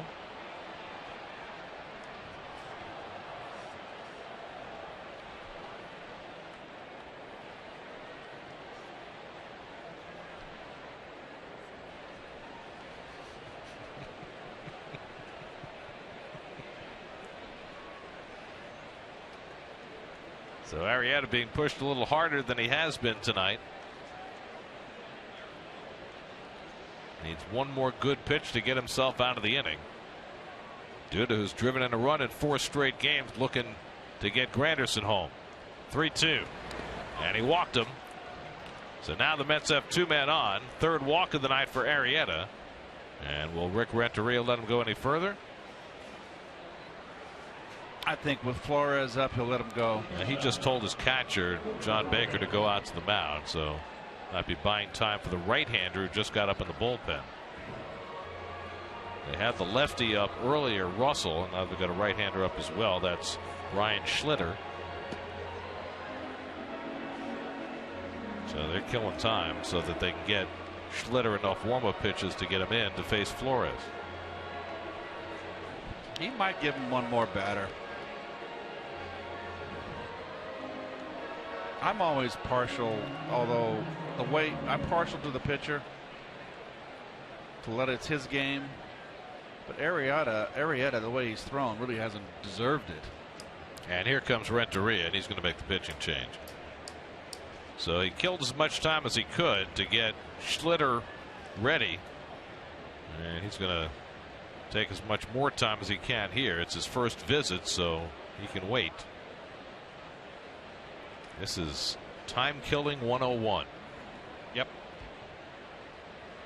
Now to maximize your delay.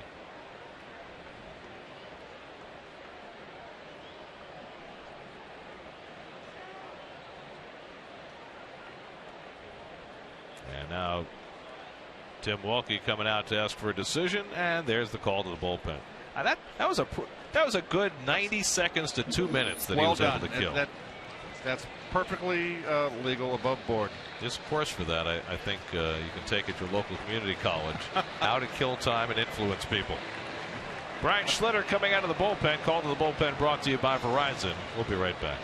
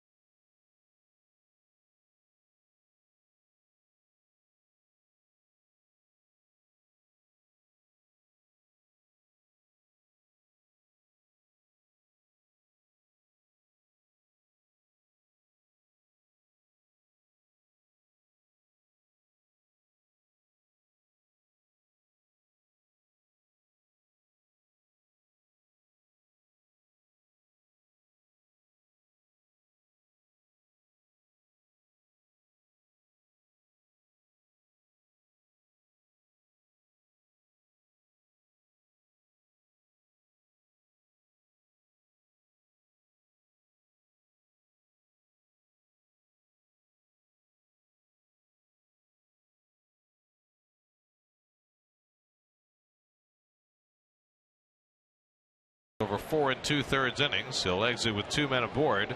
And Brian Schlitter will try and clean up his mess. Well, Schlitter made the opening day roster, got sent down.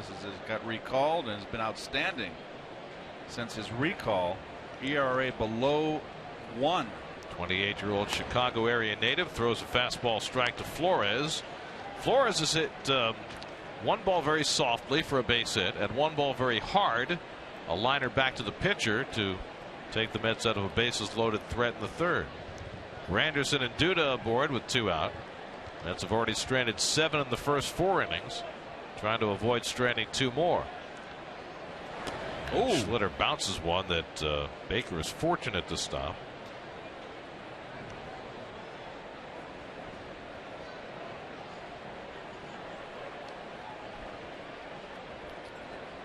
The Cubs have been getting a lot of production out of their bullpen, but lately too much. This is the 3rd time in the last 4 games that a Cubs starter has failed to go 5. One of the reasons they've got 8 guys in that bullpen.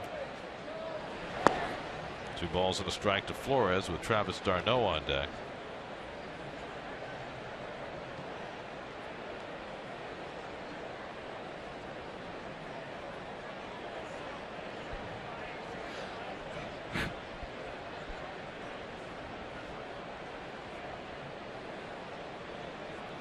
Two-1 to Wilmer. 2-2. A little over anxious there, going after a sinker in the dirt.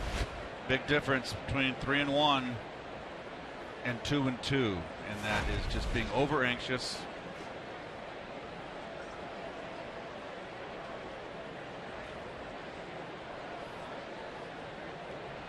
Two on, 2 out, 2-2 to Flores. Struck him out on a pitch in the dirt. Baker makes the toss, and the Mets strand 2 more. 9 left on base over the first 5 innings. Halfway through, still 1-0 New York.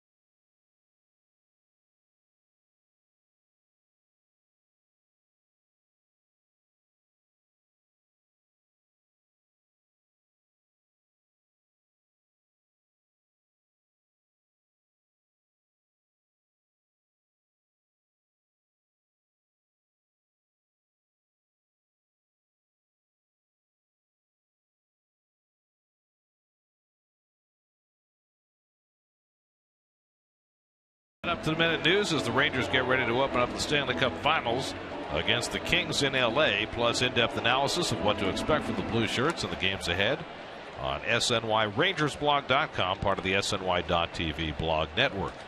There's still a bit in mourning here in Chicago. The Blackhawks having fallen in Game 7 in overtime to the Kings, falling short of the finals. Well, they got Game 6. They went to L.A. and won, so they kind of saved face. They gave a valiant effort, but they got the old the Rangers and the Kings. Nate Scherholtz leads off the home fifth inning. Mets with a 1-0 lead. Zach Wheeler has been in complete command, but the Mets have been unable to tack on for him despite innumerable opportunities. Well, you know, you're right. He has been in complete command, but it seems like an eternity. But it's only been 4 innings. One hit, single, one walk. Scherholtz has that one hit, a 2-out single in the second. And Zach falls behind him 2-0. You wonder when a pitcher's pitching this well and his team is taking so much time at the plate but not being productive, does it sap some life out of him sitting in the dugout between innings? No, I think when you're pitching a tight game, the challenge is there. I'm in a position not to get lax, I would think, Gare.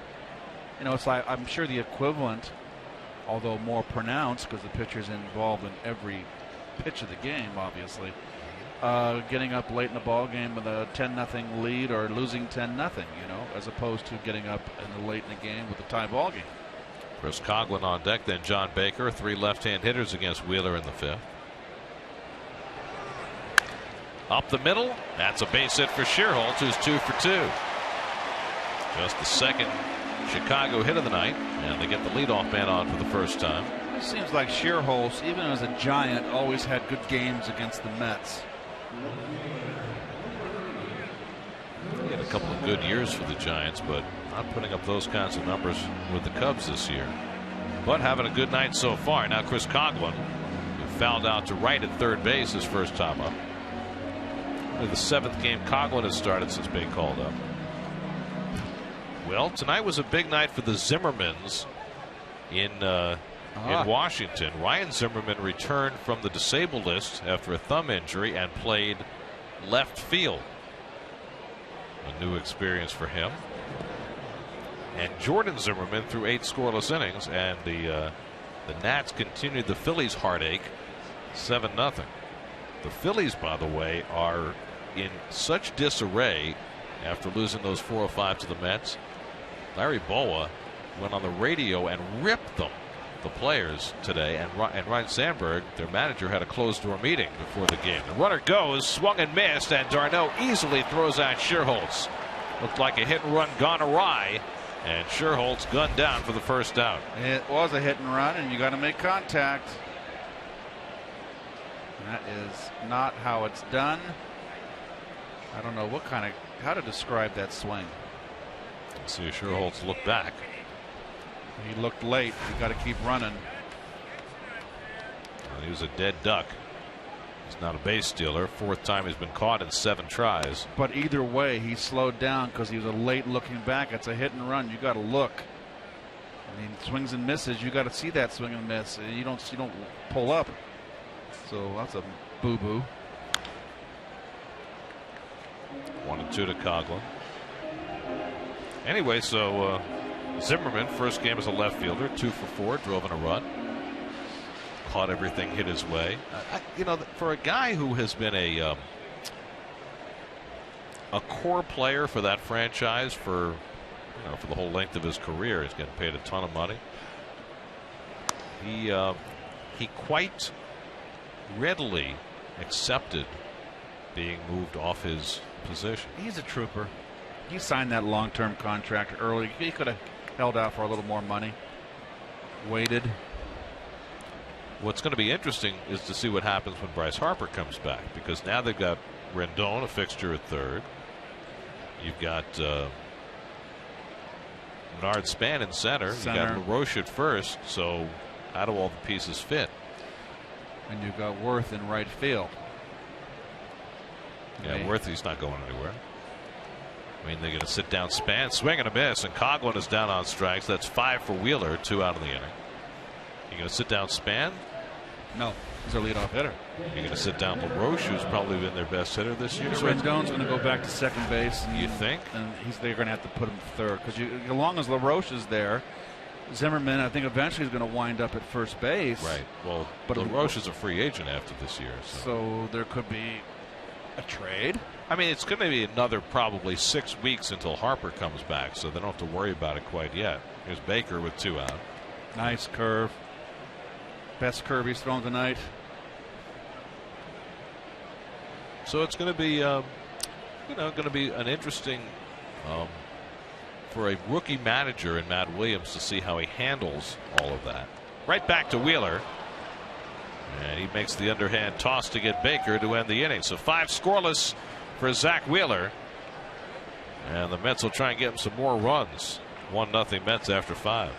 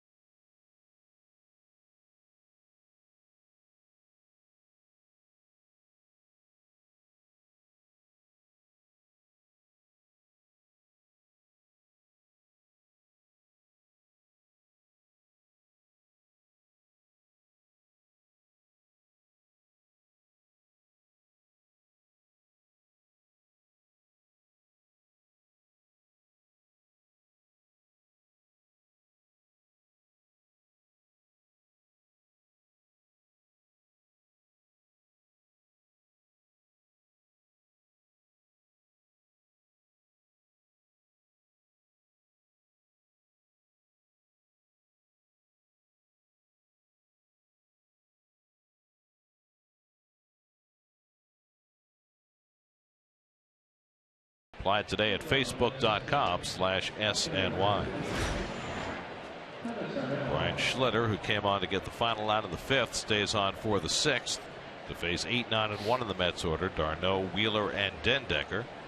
Mets got a run in the 1st. A sacrifice fly by Curtis Granderson, and they have had runners in scoring position in every inning since, but have failed to drive anybody in. 9 left on base in the first 5 innings. That's the kind of thing that can come back and haunt you. D'Arnaud 1 for 2. He had a leadoff hit in the 4th inning.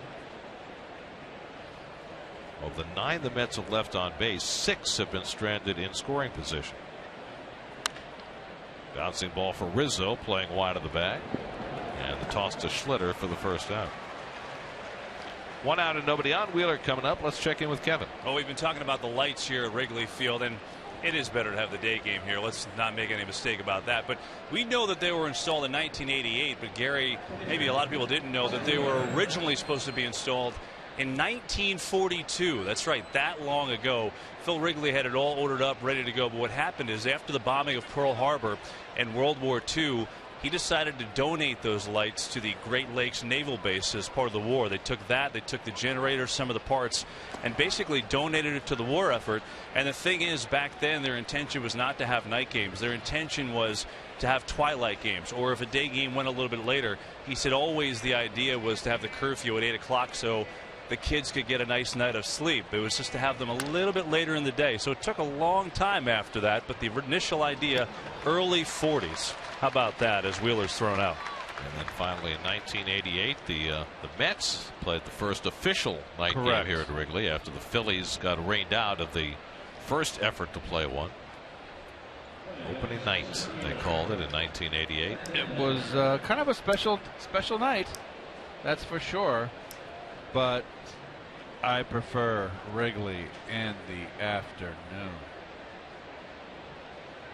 You remember the days that you'd play every game in the daytime here, right?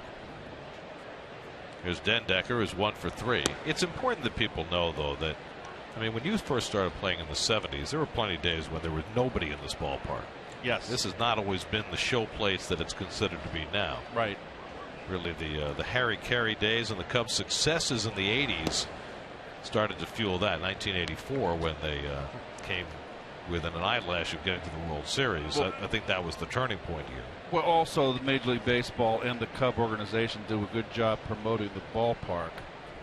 I mean, they've made it into what it is as it should be. This is like a museum. This is a baseball.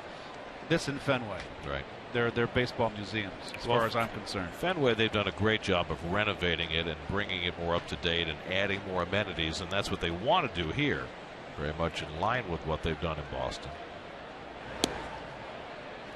3-1 to Dendecker. So little did they know when they built this stadium 100 years ago that it would stand the test of time. The architecture, whoever designed it, you'd never get rid of it. It's here to stay.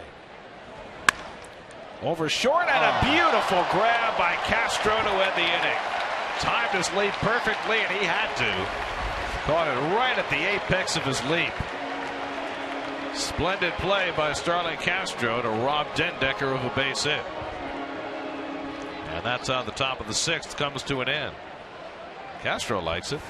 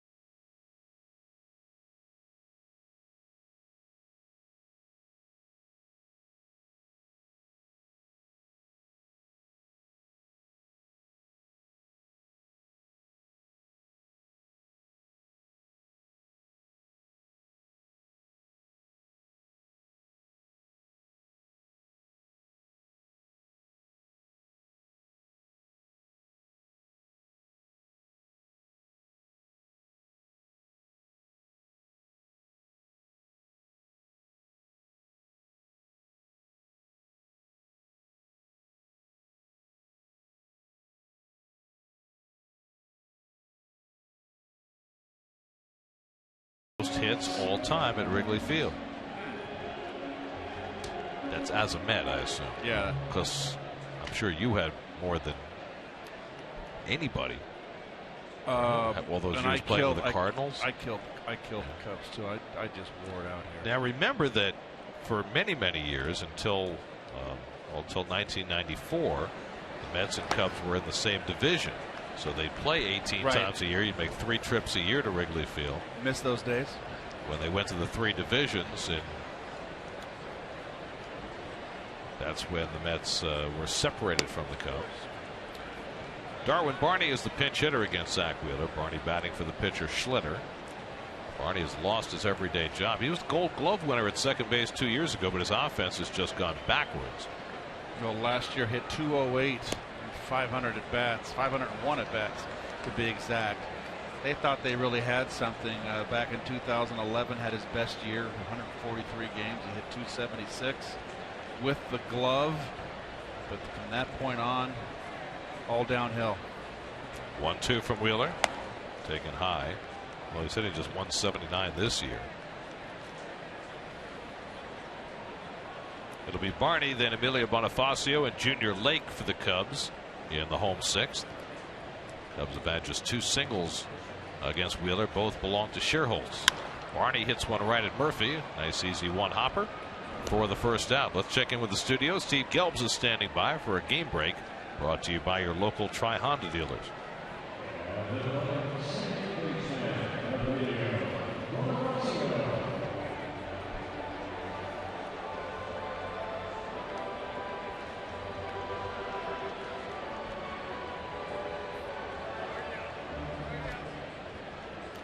In fact, since July 20th of last year, the Phillies are now 25 games under 500. Only the Astros have a worse record since then. James Russell, the lefty, is up again in the Cubs bullpen. Here's Bonifacio, who's grounded out and walked 0 for 1.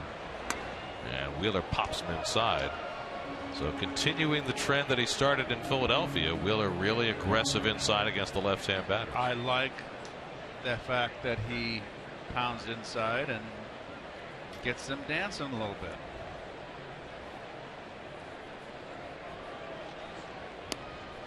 And he comes back with a slider, and it's 1-1. By the way, with the Mets leading 1-0 in the 6th inning, I don't know if this is the right time to drop this in, but in all the years the Mets have been coming to Wrigley Field since 1962, they've only had one 1-0 win in this park. Really? Murphy throws out Bonifacio 2-0. It came in 1968, the year of the pitcher. Jim McAndrew got the win. Cal Kuntz the save. Ferguson Jenkins took the loss. Mets 1, Cubs nothing. September 11th, 1968. Wow. I mean, that's amazing, right? I mean, how many hundreds? It has to be close to 400 games that the Mets have played here. They've only had one 1-0 win. Cal Kuntz pitched for the Angels, pitched for the Cubs. He was part of the Mets World Championship team in '69. So was Jim McAndrew.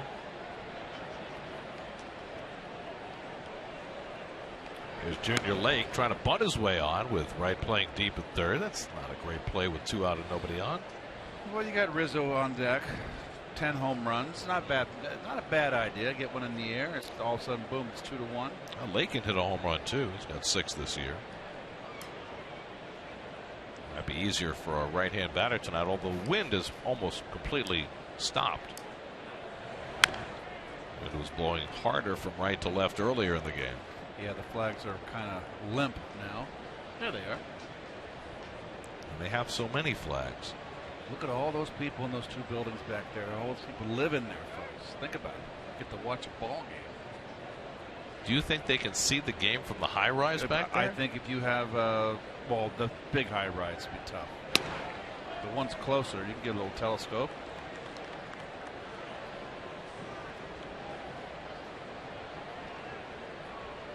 I don't know.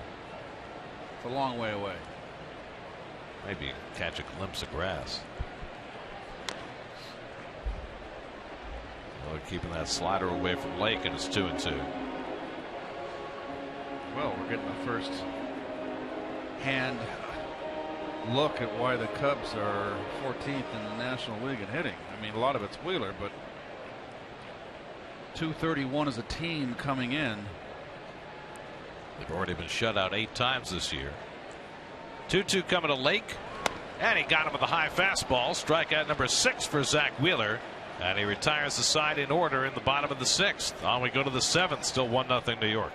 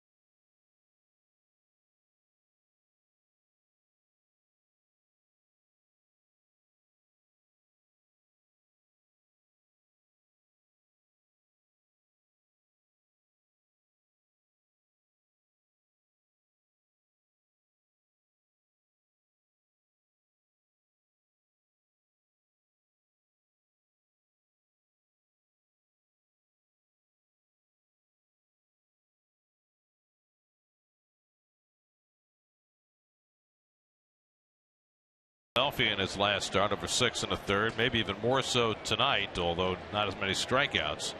So the Cubs without a run, just 2 singles over the first 6 innings. Mets up 1-0. James Russell takes over the pitching for the Cubs in the 7th. Well, Russell's fourth full season with the Cubbies came up in 2010. He has been their left-hander out of that pen for a long time. Daniel Murphy leads off in the top of the 7th, hits the first pitch foul. Cubs have 2 lefties in their bullpen, Russell and the inaptly named Wesley Wright, a left-hander. Wesley Wright was with the Astros for a while. Right you are. Oh. Ooh, feisty. It was a long weekend. Oh, sorry you missed the last few days. I was really feeling for you. I mean, ultimately we had a great time, but we spent a lot of time in the ballpark. Murphy fouls it off, 1-2. Murphy 2 for 6 in his career against Russell. 1 for 3 in the game tonight. Wright and Granderson to follow.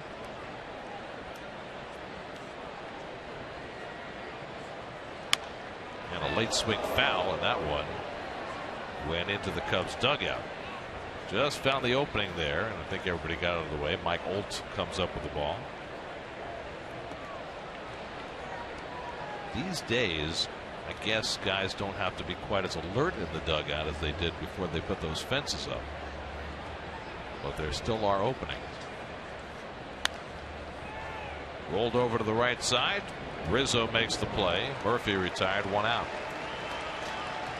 The Cubs bullpen has been perfect so far. 5 up and 5 down. Brian Schlitter got the Mets in order in the 6th. First time they have been retired in order tonight. Mets left 9 runners on in the first 5 innings. David Wright has walked twice and taken a call 3rd strike. All of that against the starter Jake Arrieta, who survived 4 2/3 innings, allowing 3 walks, 7 hits, but only 1 run. Seems like an oft-told tale. Wright is 3 for 7 against Russell. And as always, Wright at the top of the league against left-hand pitching overall.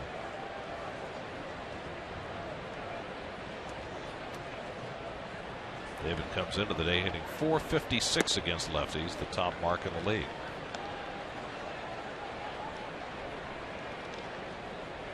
Curtis Granderson on deck. Russell's 2-0, and David fouls it off.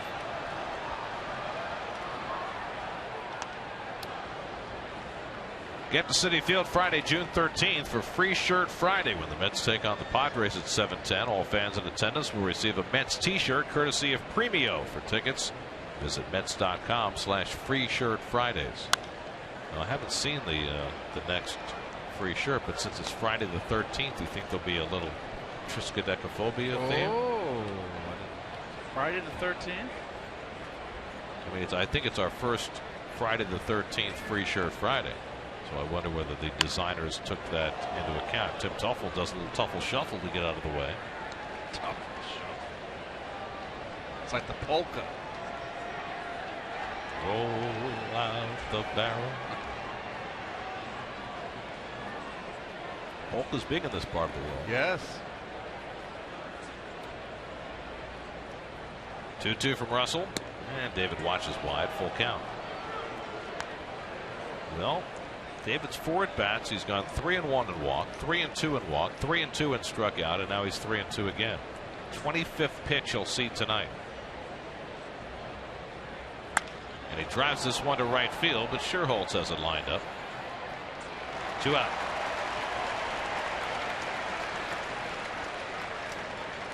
So 2 up and 2 set aside by Russell in the 7th.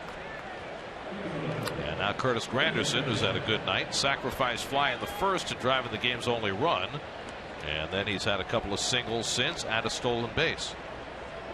So after going 3 for his previous 33, he's 2 for 2 tonight. That's 1 run and 7 hits. The Cubs no runs and 2 hits. And Granderson takes a strike.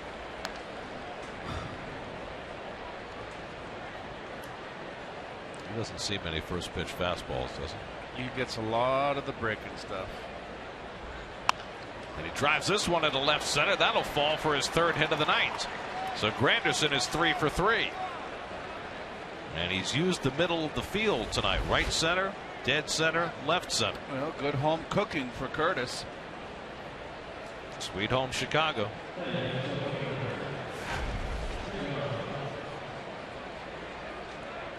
Well, Henry Mejia getting some stretching in, or maybe just dozing. No, he's I'm kidding. I have never seen that before. But I have not ever seen that. Again, we talk about how there are not the same amenities here that you have in most ballparks. Well, there's no bullpen. There's just that bench along the sidewall and the bullpen mounds on the field of play in foul territory. So not as much room for guys to stretch and do the band work and all the things that they normally do to get ready to warm up. So Henry's improvising, as are they all.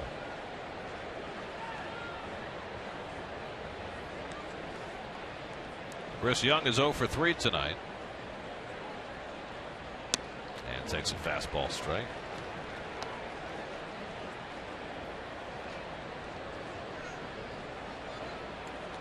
11 hits in his last 79 at bats, and that's dropped Chris's batting average back below 200. Snap throw, and Granderson, who has stolen base already tonight, gets back.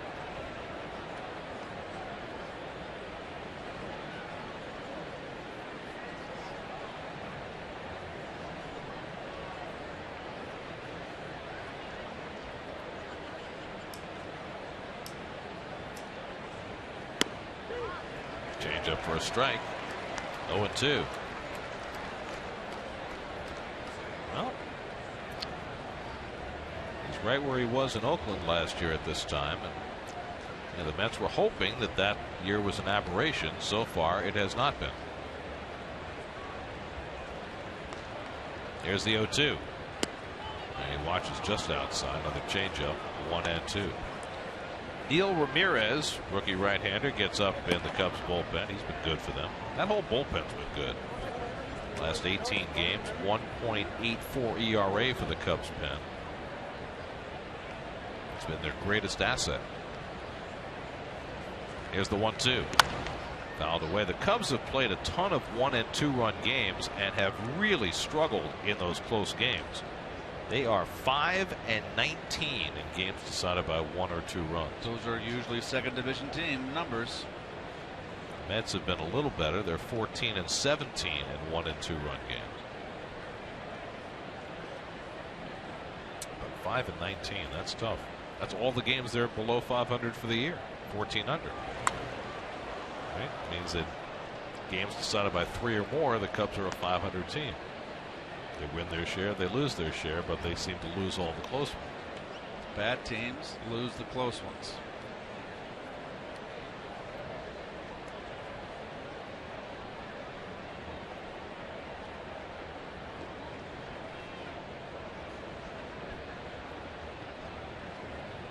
Again, the 1-2 on the outside corner, got him looking at the changeup. Mets are now 2 for 14 with men on base tonight. They've left 10 aboard. 7th inning stretch, still 1-0.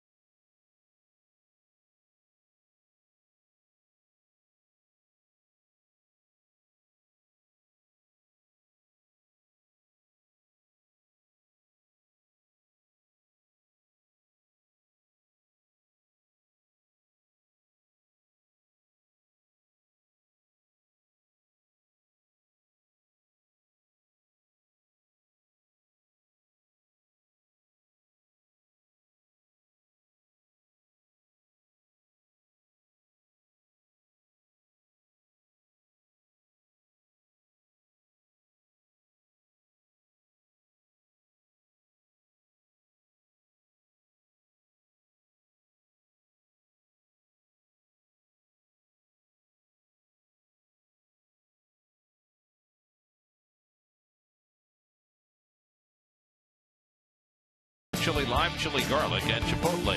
By State Farm. Tonight's State Farm agent of the day is Alan Wheeler of Brooklyn. Contact Alan's office at alanwheeler.net. And by Budweiser, great times are waiting. Grab some Buds. Zach Wheeler carrying a shutout into the bottom of the 7th. Anthony Rizzo swings over a curveball. Rizzo's been up twice and struck out both times. Looking in the first, swinging in the 4th. 2 of 6 strikeouts for Wheeler tonight. He's allowed just 2 singles and 1 walk. Faced only 2 over the minimum through the first 6. And Rizzo takes one down. 1-1. Mets will get the bullpen cranking. Josh Edgin will begin to throw. So Vic Block might join him in a moment. Or maybe Familia. Familia's the choice. Yep. 1-1 to Rizzo with Starlin Castro on deck. And that one sails high. 2-1. Wheeler in his last outing threw 108 pitches in Philly. His previous outing he threw 118, a season high. At 92 here in the 7th. And Rizzo takes it just off the plate, a changeup. 3-1.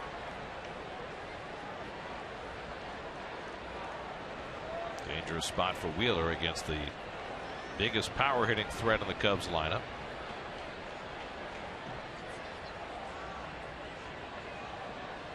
And he rips one foul. Got out ahead of that one.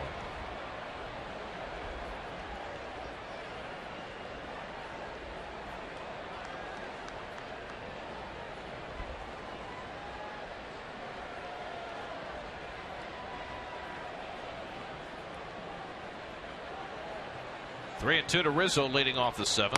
And he got him with a fastball. So he threw him 2 changeups. And then he comes back with the heat to strike him out for the 3rd time. Fastball away, running.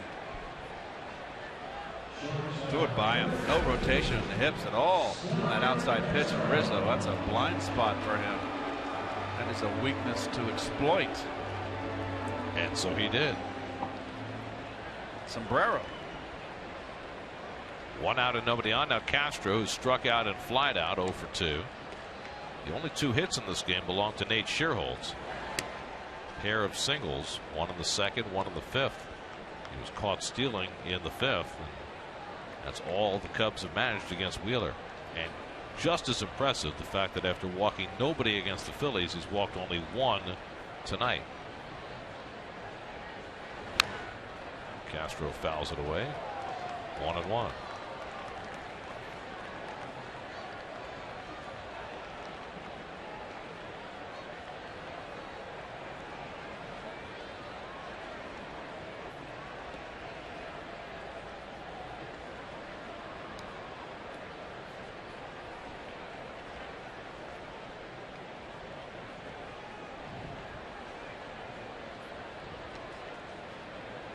Castro swings a big cut at a fastball.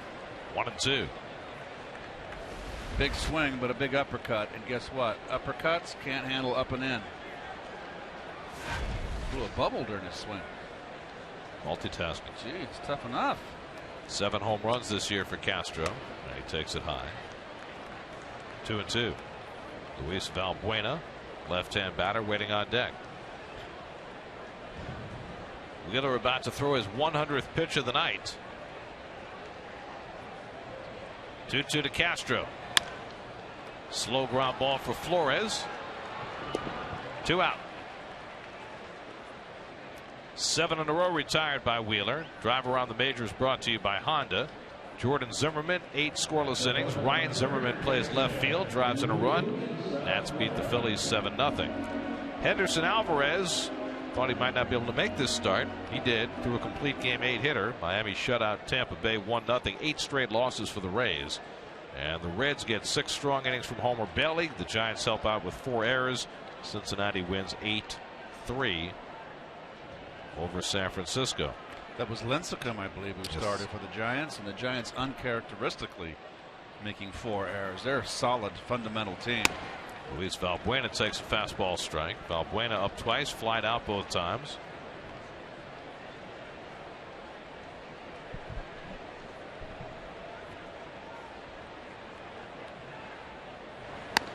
up and in, and he couldn't hold up, and it's 0-2. El Ramirez up again in the Chicago bullpen. Well, it looks like Wheeler now is tying up these Cub hitters with his fastball. I like the way he's finishing strong with the gas. 0-2. Late swing foul. Well, if he can quickly dispose of Valbuena, does he get the 8th inning? Well, I'm always for pushing the pitchers, Gary. You're asking the wrong guy. All right, who should I ask? That guy. Well, he's got all the answers. We just don't have direct communication right now. 1-2 to Valbuena. Of course, if he doesn't get Valbuena, he could be out right here, since Scherholtz has had the 2 hits against him, and he got the lefty ready in the bullpen. Edgin, who's been pitching wonderfully, is ready to go.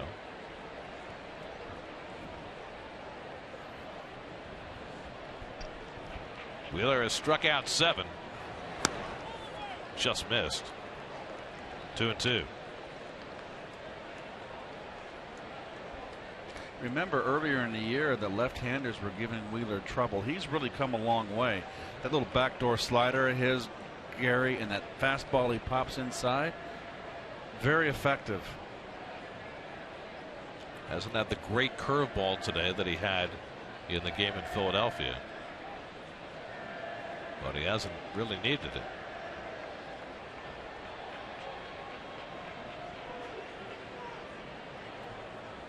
Now the 2-2. Up and away and a full count to Valbuena after he got ahead of him 0-2.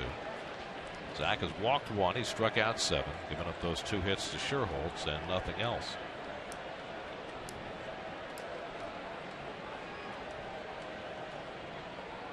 It's always good to watch a pitcher pitching in a 1-0 ball game. See how they respond. Valbuena takes just outside. The backdoor slider missed. And that's the second walk Wheeler's given up tonight. So after retiring 7 in a row, a 2-out walk to Valbuena, and here comes Terry Collins, and he's going to bring the lefty into the game. Well, Wheeler had a chance to get through 7, but he lost Valbuena after getting ahead of him 0-2, and Josh Edgin will come in to try and finish up this inning. Job well done by Wheeler. After 107 pitches, he'll leave with a 1-0 lead, and Edgin will come in to face Scherholtz. 1-0 New York. We'll be right back.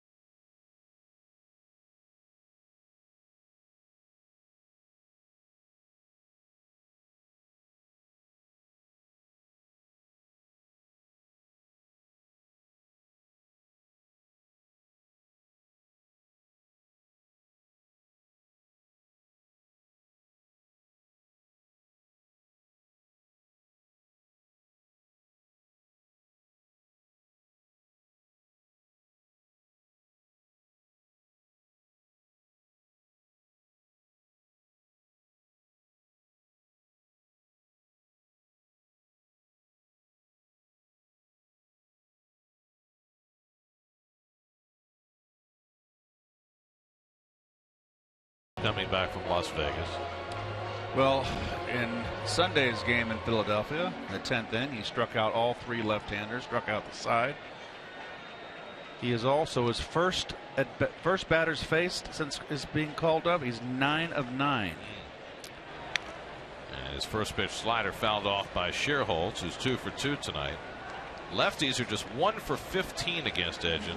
I mean, he's back to where he was a couple of years ago. Yes. Those are the numbers on Wheeler, who was terrific again tonight. And the book's not closed, but if Josh gets this guy, it'll be another brilliant outing out of Mr. Wheeler. The book is barely ajar. Can you say ajar with a book, or is that just a door? No, you can't say ajar in a book. Don't think on it too hard. Say the page is dog-eared, waiting for it to be closed.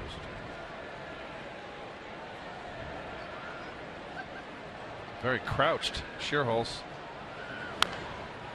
Grounded foul. Down to Eric Hinsky. Hitting .250 on the year against left-handers and 36 at bats. Only 1 extra base hit, a double.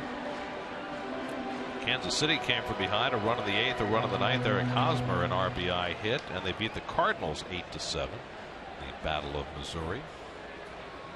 After the Royals shut out the Cardinals yesterday. Struck him out with a slider. 3 pitches, and Edgen takes care of Scherholz to end the inning. So Edgen finishing up with Wheeler starting to the 7th. 1-0 Mets going to the 8th.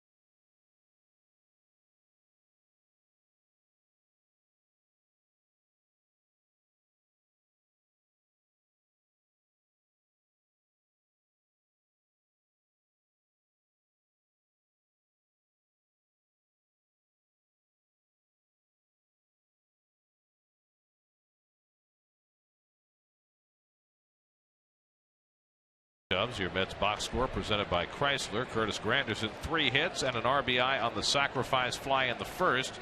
Mets have had tons of opportunities tonight, but they've left 10 runners on base in the first 7 innings, and thus just a 1-0 lead.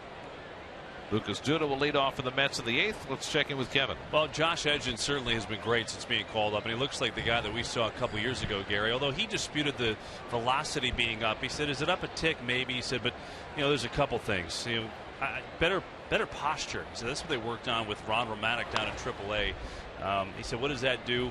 A little bit better arm angle, but he said, "I think for me, really, I was trying to be too fine. I really got out of that, and then I just started throwing the baseball." Dan Warthen also noticed when they watched video, he moved to the third base side. They decided to put him on the first base side. Felt it gave him better angles. But Edgin basically felt that, yeah, too fine. Just started to throw the ball, and with that, better break on a slider. He used an analogy. You know, Josh can be a little goofy. So here's the analogy. You ready, guys? He said, Kev, it's kind of like you when you first started in TV. At first, maybe you get a little nervous, use a little bit too much makeup, and then all of a sudden say, you know what?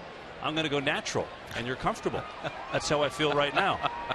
Good analogy, Josh, I suppose. Back to you, Garrett. Hey, whatever works for you. I will say this.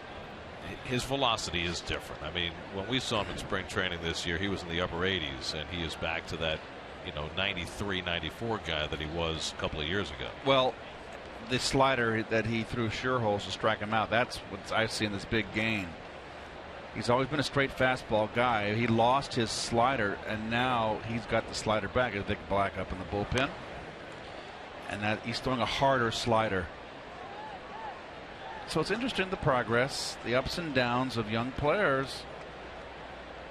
And he was also a guy for whom success came very quickly. I mean, he was a 30th round draft pick who was in the big leagues like that. And sometimes you have to be humble a little bit before you can come back and be successful. And I think that, in Josh's case, I think that the way he's responded to going from being the flavor of the month a couple of years ago to being the first cut in spring training this year has been very admirable. He's come back better than ever. Duda fouls it off. Wilmer Flores, Travis d'Arnaud to follow here in the 8th as the Mets look to add on to what's been a 1-0 lead since the top of the first inning.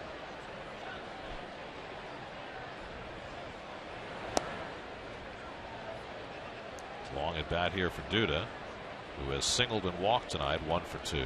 Russell working his second inning. He's a rubber arm. This might be his last batter here. We've got the right-handers coming up.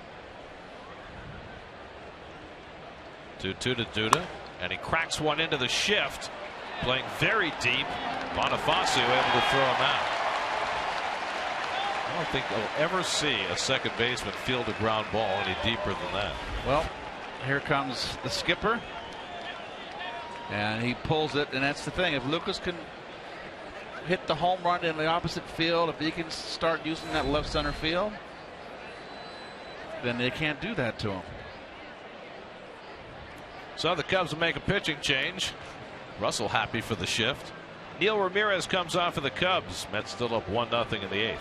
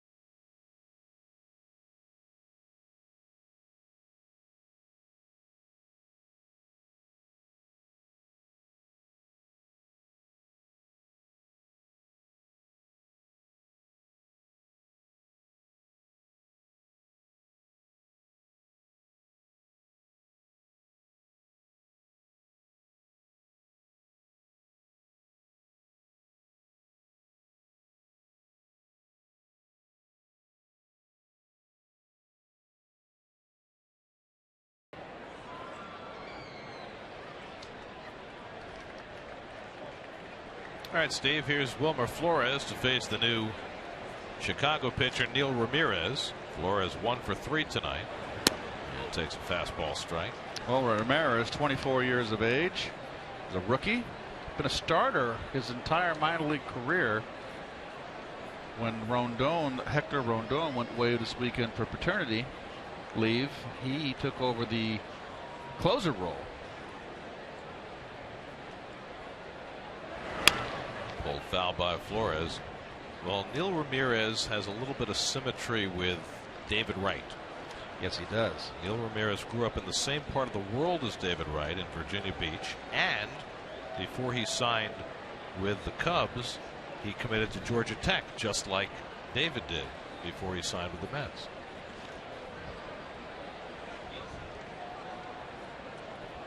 Couple of smart kids. On the outside corner, and Flores is caught looking. 2 down. Straight fastball outside corner, knees. Beautifully framed by Baker. So 2 out and nobody on now. Darno, who's 1 for 3 on the night. Just to recap, the Mets scored a run in the first. They got the first 2 men on in the second and didn't score. They loaded the bases with nobody out in the third and didn't score. Got the leadoff man on in the fourth and didn't score. Got 2 men on in the fifth and didn't score. They're not going to score here in the 8th either, but maybe they will. Oh boy, oh boy. Rizzo and Baker looked at each other for a while, and Rizzo should have had that in his pocket. Yep. And did not. It's an error charged to Rizzo, prolonging the time at bat. You got to use the vocal cords. Baker late to pull back, but you got to scream at the top of your lungs so this doesn't happen, which is you can't dig a hole deep enough. So let's see if Darno can take advantage of the extra life. Ball and a strike to Travis. Bobby Abreu's come out on deck to pinch hit if Darno can keep the inning going. Vic Black is getting ready in the Mets bullpen. Slider off the plate, 2-1. Well, I can see why this kid's had some success here. And there's Vic Black.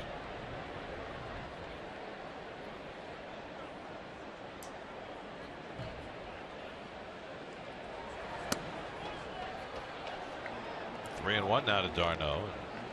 Ramirez looking a little annoyed.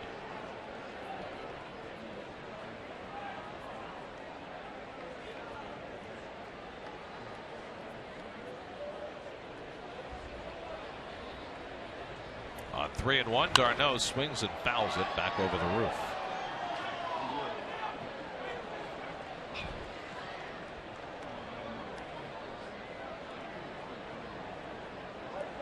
Bray would be next.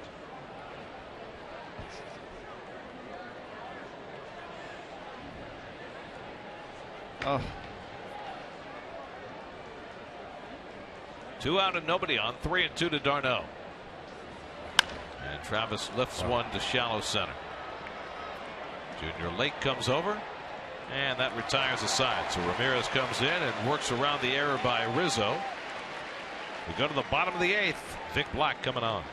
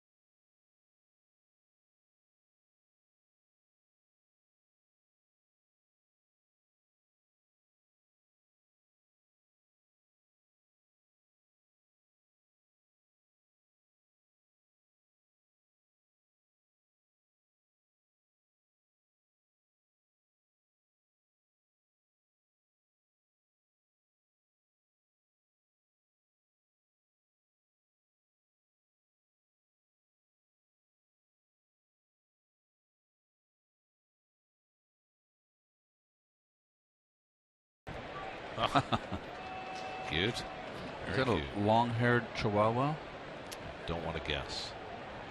Josh Edgins stays in to face the left-hand batting Chris Coghlan. Thought for sure that Rick Renteria would send up a right-hand batter, and then the Mets would respond with Vic Black. I agree. Renteria chooses to stay with Coghlan against Edgin, who came in to strike out Sherholtz to end the 7th. And a slider in for a strike, 1-1. Coghlan is fouled out to third and struck out. He's 5 for 38 on the season. They've got Mike Olt on the bench, a big right-hand hitter who is one of their better power hitters, although not much of an average hitter. But they will save him. There's a slider for a strike. He had Coghlan bailing out, and it's 1-2. This is the big improvement with Edgin right here. His breaking ball. Boy, that has made big strides, leaps and bounds. Now the 1-2, and Coghlan takes it wide. John Baker, another left-hand hitter on deck, and then the pitcher spot for the Cubs in the 8th. By the way, Zach Wheeler tonight, 6 2/3 scoreless innings after 6 1/3 terrific innings against the Phillies. And into center field, hit well, chasing Dendecker back to the warning track at the wall. It's out of here. Chris Coghlan ties the game with his first home run of the season. He hits it off a left-hander, and we are tied at 1.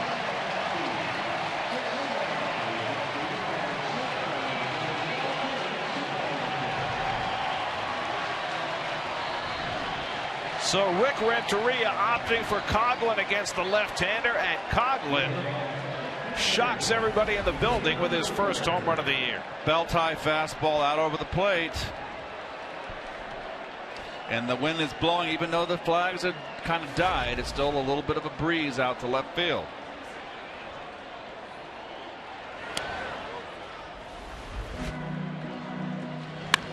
Can't live on the outside corner. For Chris Coghlan, that's the first home run he's hit off a left-hand pitcher since 2010, 4 years ago. And he hits one off Josh Edgin to tie the game. 0-2 to Baker. Well, that was a bolt from the blue. And all of a sudden, Zach Wheeler can't be a winning pitcher tonight. All those opportunities the Mets bypassed early in the game have come back to haunt them. Edgin strikes out Baker on 3 pitches for the first out.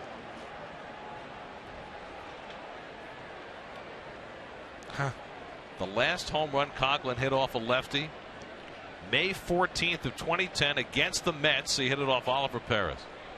Wow. And now more than 4 years later, he hits one off Josh Edgin to tie up the ball game. So Edgin will be ruining that for a while. Vic Black will come out of the bullpen after Justin Ruggiano was announced as a pinch hitter.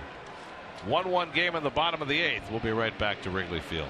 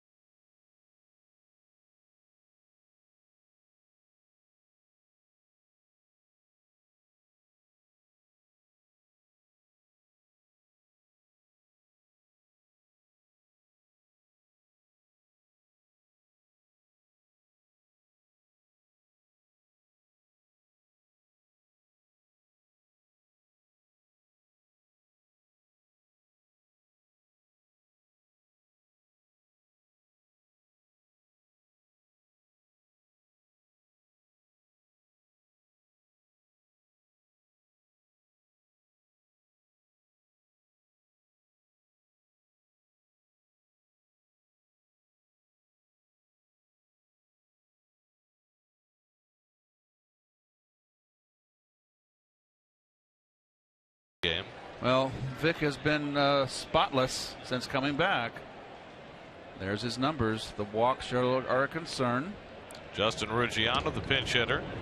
Well, this Cubs team is filled with former Marlins. We've seen Coghlan and Baker and Bonifacio and now Ruggiano, who did a nice job for Miami for a couple of years in center field until their young outfielders came in and made him expendable. Ball and a strike to Ruggiano. Well, that's about as stunning a home run as we've seen in a while. Chris Coghlan going deep against Josh Edgin to get the Cubs even. Scott Rice getting ready in the Mets bullpen. And Ruggiano takes a fastball strike, 1-2. So Edgin faced 3 batters, struck out 2 of the 3, and gave up the home run. So Wheeler, who has pitched so well, has another great start. Go by the boards without a win. I was going to say about Wheeler right before that home run happened, you know, going into his start in Philly last week, the lefties were hitting .329 against him this year.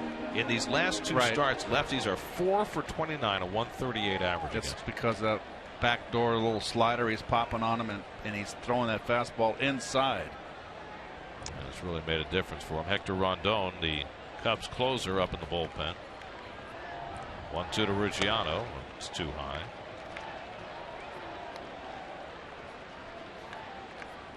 Well, Vic Black's numbers in AAA, he had outstanding earned run average, below 2.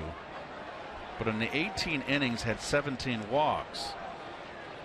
Now here he's repeating. He's got 4 walks in 5 innings pitched. And he gets him on the curveball in the dirt. And Ruggiano won't even bother running to first. Abandons the effort. That's the second out.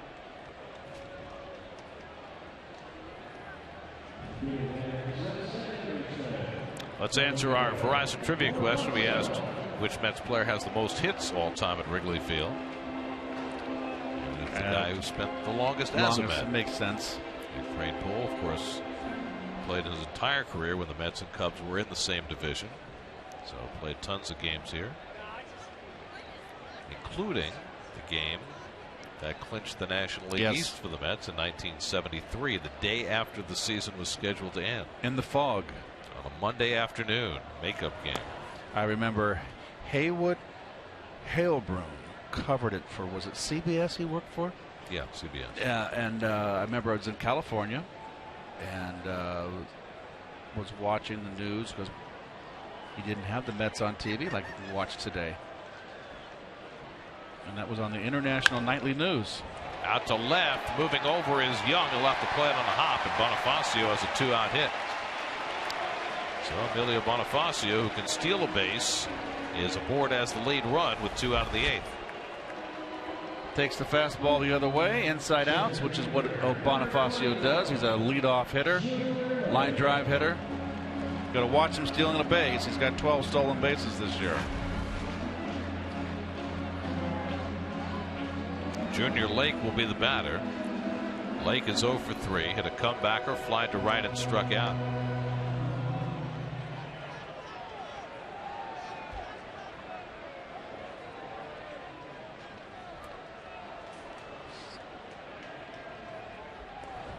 Black will keep a close tether if he can on Bonifacio. Cubs have tried to steal 1 base tonight. That was a blown hit and run play. Sherholtz was thrown out. Cubs are not a big base stealing team. Bonifacio has 12. The rest of their club has just 14.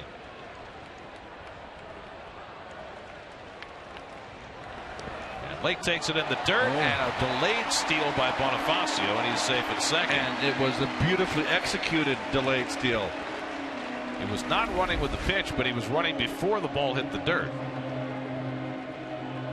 And it will be a stolen base credited to Bonifacio. Watch the way you do the kind of. Oh, actually, I wonder if he just got a break on the wild pitch. But it looked to me, I was watching off the monitor, that it was a delayed steal. Yeah, I think so too. I think he just happened to be on a pitch in the dirt. Anyway, his 13th steal, and now the go-ahead run in scoring position with 2 out. A 1-0 count to Lake. And a curveball for a strike, 1-1. Mets lose this game, there's going to be so much for them to rue. Yes. All the opportunities they let go by the boards against Arrieta early in the game. The home run by Coghlan against Edgin. Well, it should be 2-1 right now. Murphy should have scored way back in that bases loaded inning, and that was in the third. Right, that was with nobody out. Nobody out, and the line drive off the bat of Granderson, and he should have scored. There was no way anybody was going to catch that ball, but he was unsure and didn't score, and those runners were left stranded. This is the Cubs' first at bat with a runner in scoring position tonight, just to give you an idea of the difference between the opportunities that have been presented to these two teams. Black ahead 1-2. Half swing. Did he go? Nope. Todd Tichenor, the umpire at first. Boy, he didn't have a chance at that pitch. It was a strike. Black's curveball has been a great equalizer for him. He's got a great curveball. He reminds me a lot of Neil Allen. I was going to say Neil Young. Geez, where's my head? Maybe with the Cinnamon Girl. Maybe in the eye of the hurricane. You of all people should remember Neil Allen. You were traded for him. I understand.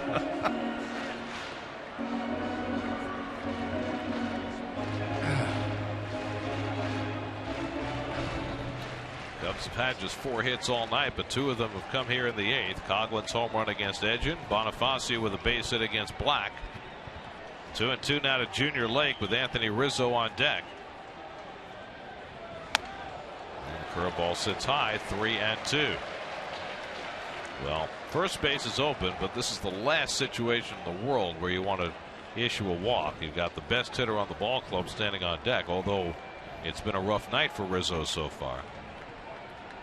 0 for 3 with 3 strikeouts. 3-2 now to Lake. He struck him out with a curveball.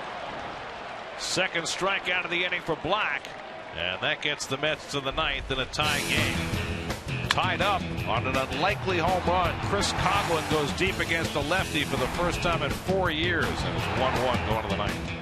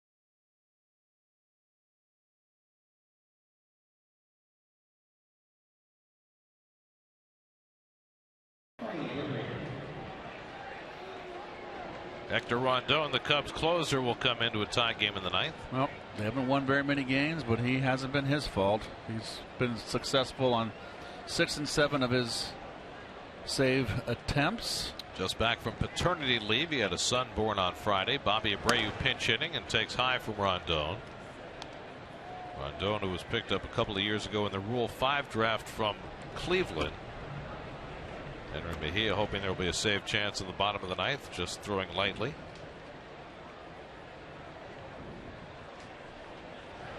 And Abreu takes one inside. 2-0. Bobby has swung the bat so well for the Mets. 10 hits in his last 19 at bats, so he has been red hot. Didn't start tonight because Terry Collins is wary about overusing him, but I'm sure he'll be in the lineup again tomorrow. 2-0 from Rondon, and there's a call strike.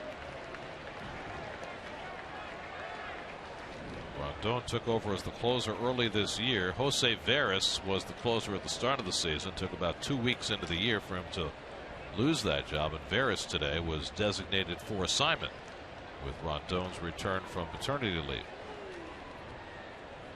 2-1 to Abreu, and he takes it high. Bobby's not going to swing at a pitch out of the strike zone. You know the kind of discipline he has. Matt Dendecker on deck, and then Daniel Murphy. Left-hand hitters all here in the ninth.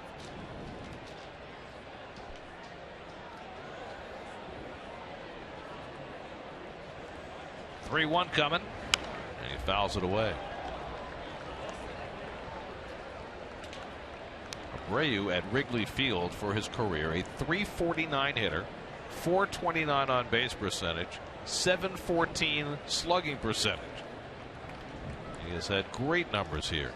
This is a great ballpark for a line drive hitter, because when the wind blows in, the line drive hitters get more discipline, hit line drives, more focused. The wind blows out, you can get under it and it goes out. Yeah, those line drives sometimes sail into the basket up in the gaps.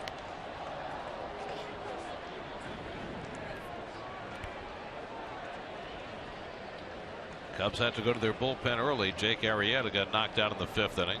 But Brian Schlitter gave them an inning and a third. James Russell an inning and a third. Neil Ramirez 2/3. Only one hit against the Cubs bullpen. Toward the middle of the diamond, Castro playing that way does the spinorama and throws out Abreu. One away.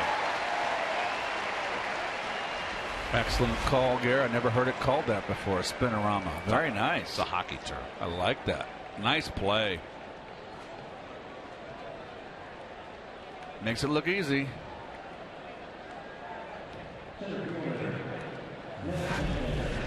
So Castro throws out Abreu for the first out, and now Matt Dendecker, who was robbed by Castro in even more severe fashion his last time up, at a rising line drive to short. Castro elevated beautifully to take a base hit away. Dendecker 1 for 4 on the night and takes inside. Wow. Whoa. Tell you this, pretty much straight up on the infield, into the corner at third, but a little bit of a opposite field shade in the outfield for Dendecker. Well, that's got power. Hit 1 home run last year during his late call-up in 58 at bats. Tim Welke just continues to be really a tight strike zone. Say one thing, he's been consistent.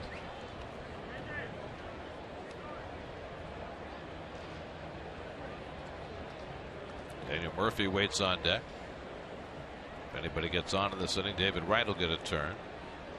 2-1. Dendecker takes inside. Wow. So for the second straight batter, Rendon falls behind. 3-1. Where's the pitch? Inside. Well,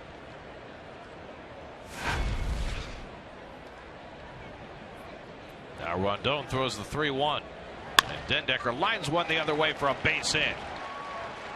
So Dendecker has his second hit of the night, and the Mets have the go-ahead run aboard with 1 out. should have been his third hit. He hit that bullet his last at bat in the 6th inning, right at the shortstop. Nice game for Dendecker.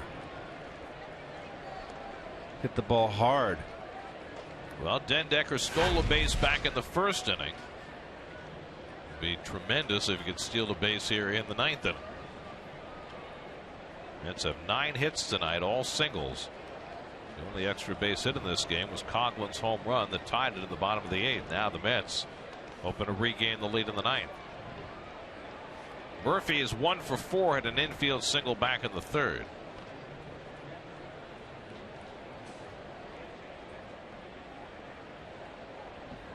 And Rondon will keep a close tether on Dendecker.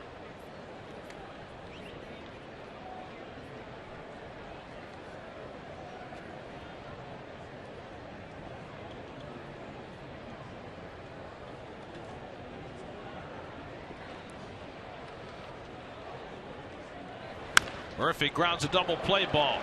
Bonifacio that flip, and Castro turns it over. 4-6-3 to end the inning. Rondon gets the double play. We head to the bottom of the 9th. Mets and Cubs tied at 1.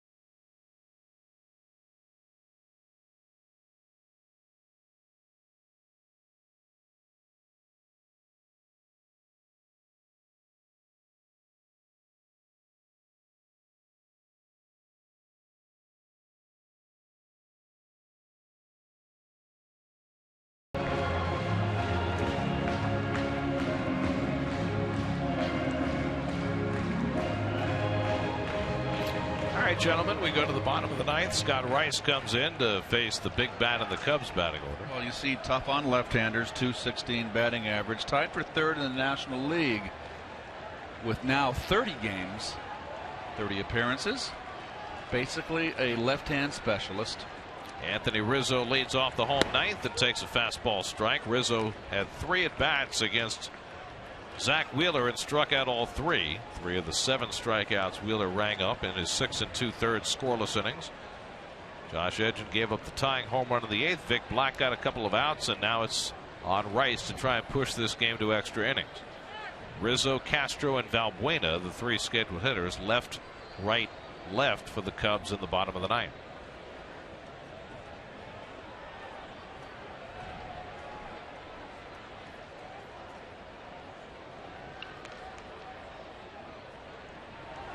Rizzo bounces one foul, and quickly it's 0-2. It's worth pointing out, as we have the specter of extra innings hanging over, that both these teams are playing short on the bench. Each team has only 4 reserves, and each team is carrying 8 relief pitchers. And let's not forget, they've only got both sides 1 catcher, so really Mike Olt is the only guy that can be used. Terry has Campbell and Tejada. Rizzo punches one into center field for a base hit. So on an 0-2 pitch, Rice trying to throw that splitter in on Rizzo, and he Gets it into center for a hit. Well, this is supposed to be away, and it's inside, down. Good 2-strike hitting. So the winning run aboard with nobody out. Castro, the batter, you certainly wouldn't expect him to bunt, although with a left-hand hitter on deck and Rice on the mound, even less so. Oh, he's a cleanup hitter, too. Castro 0 for 3 tonight. Struck out, flied out, grounded out. And David Wright hugging that line, guarding the line. Rizzo, not much speed at first base.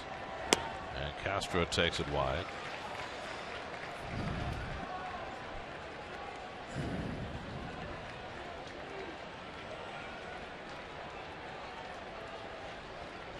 Jeurys Familia getting himself ready in the Mets bullpen.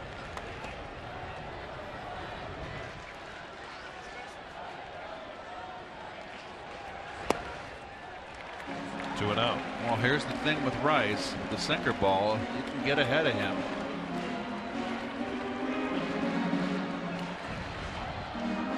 Coming up tonight on Geico Sports Night after the post game, Chris Carlin with all the Rangers news, and he'll do the New York versus Chicago pizza test. Oh, the deep dish and the thin. Got to try them both. Love them both. Fouled away. 2-1. Well, Familia's up in the bullpen, but you got all left-hand hitters coming up after Castro. So unless they were to go to Holt as a pinch hitter, it's hard to imagine Rice coming out of this inning. Valbuena, Sherholtz, Coghlan, all left-hand hitters behind Castro.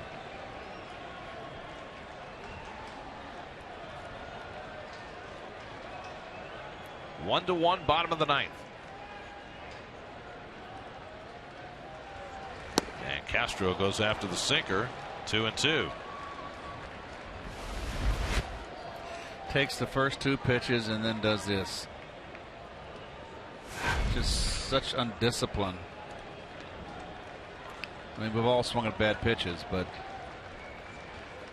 well, the other piece on Castro is he's grounded into 9 double plays this year, second in the National League, and he's facing a sinker ball pitcher.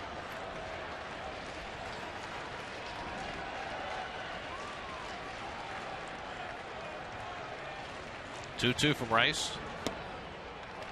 This is with that one. Full count. I don't believe they'll send Rizzo here.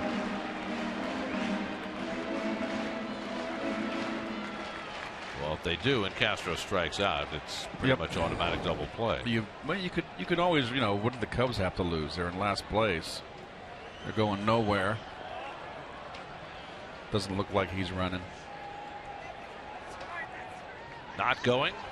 And Castro grounds one to third. Might be 2, but it's bobbled by Wright, and he has to settle for first. Gets it out there. The Mets' failure to turn double plays has been endemic. And that time, a hard 2-hopper to third. You figure it's a 5-4-3, but no. Well, it was a long hop, too. David played the long hop, and he got the long hop. He just didn't catch it. He's lucky that came right back in his glove. Mets are lucky. So now the potential winning run is at second base with 1 out. Luis Valbuena, left-hand batter, coming up. Valbuena 0 for 2 and a walk today.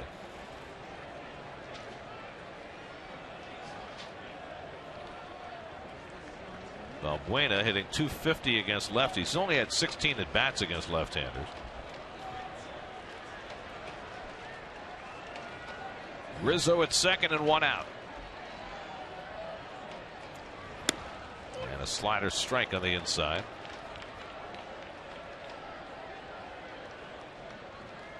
Boy, the Mets, if they lose this game, will have so much to look back on, to rue and to shake their heads over.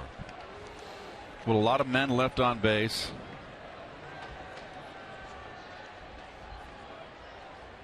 The base running. That last bobble, the home run to Coghlan.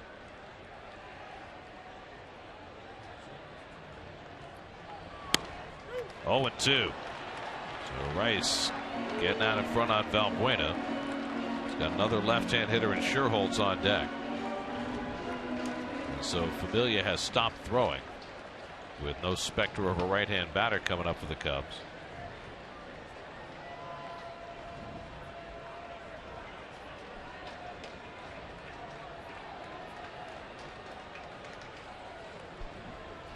Now Scott's ahead 0-2. And Valbuena fouls one off his leg. Got a hanger right there. That is right hanging.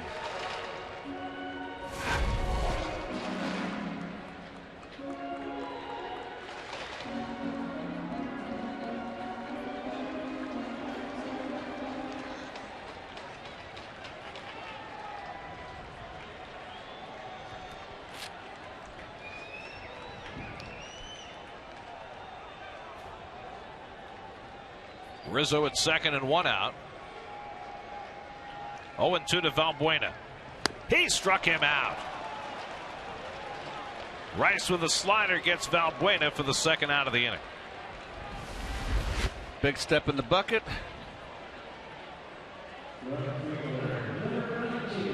And now you have a choice. You got 2 left-hand hitters, Scherholtz and Coghlan. Both have had good nights. You got first base open. You can face one or you can face the other. Oh, you go after it. You don't want to walk in. A base hit's going to win the ball game, but you don't want to put another runner on base. You got lefty. Rice is there to get lefties out. Well, my feeling is that despite the fact Coghlan hit a home run, Scherholtz the better hitter. Well, Scherholtz hitting .250 against lefties on the year, Garen. 36 at bats. He certainly had more at bats than Coghlan. Scherholtz 2 for 3 tonight. Had the only 2 hits against Zach Wheeler, a single to left, a single to center. Rizzo at second and 2 out. They'll go after Scherholtz. And a fastball in at the knees for a strike.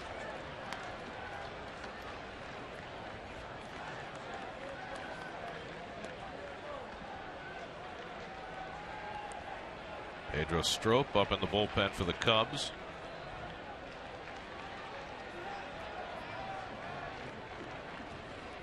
Cubs use their closer Rondon in the top of the 9th, properly so, in a tie game at home. Here's the 0-1, and Scherholtz pounds it foul, and Rice again ahead 0-2. Well, Rizzo got a hit on an 0-2 pitch. Castro grounded out. Rice got ahead of Valbuena 0-2 and took care of him, and now he's 0-2 on Scherholtz.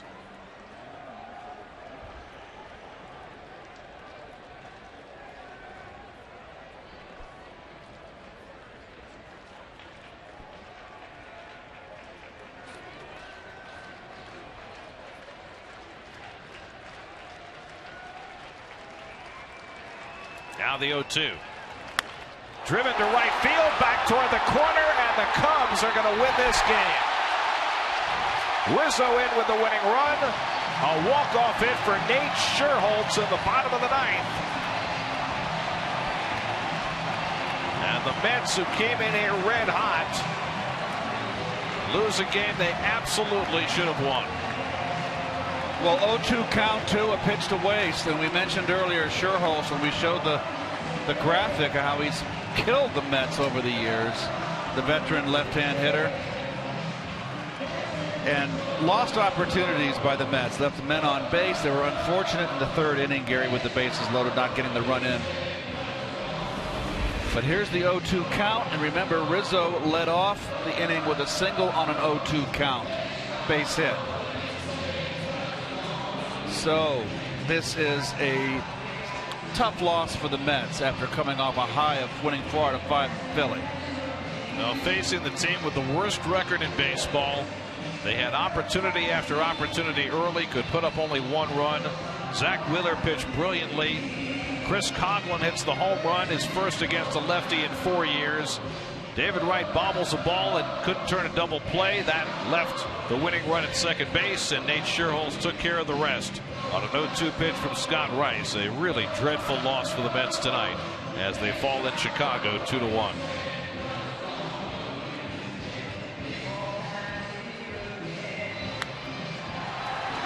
Well, Rice knows the way goes over. And he's probably saying, 0-2, I had a pitch to waste. Well, the Cubs only had 6 hits all night. Nate Scherholtz had 3 of them, the only 2 against Wheeler, and the one that ends the game, the walk-off single against Scott Rice.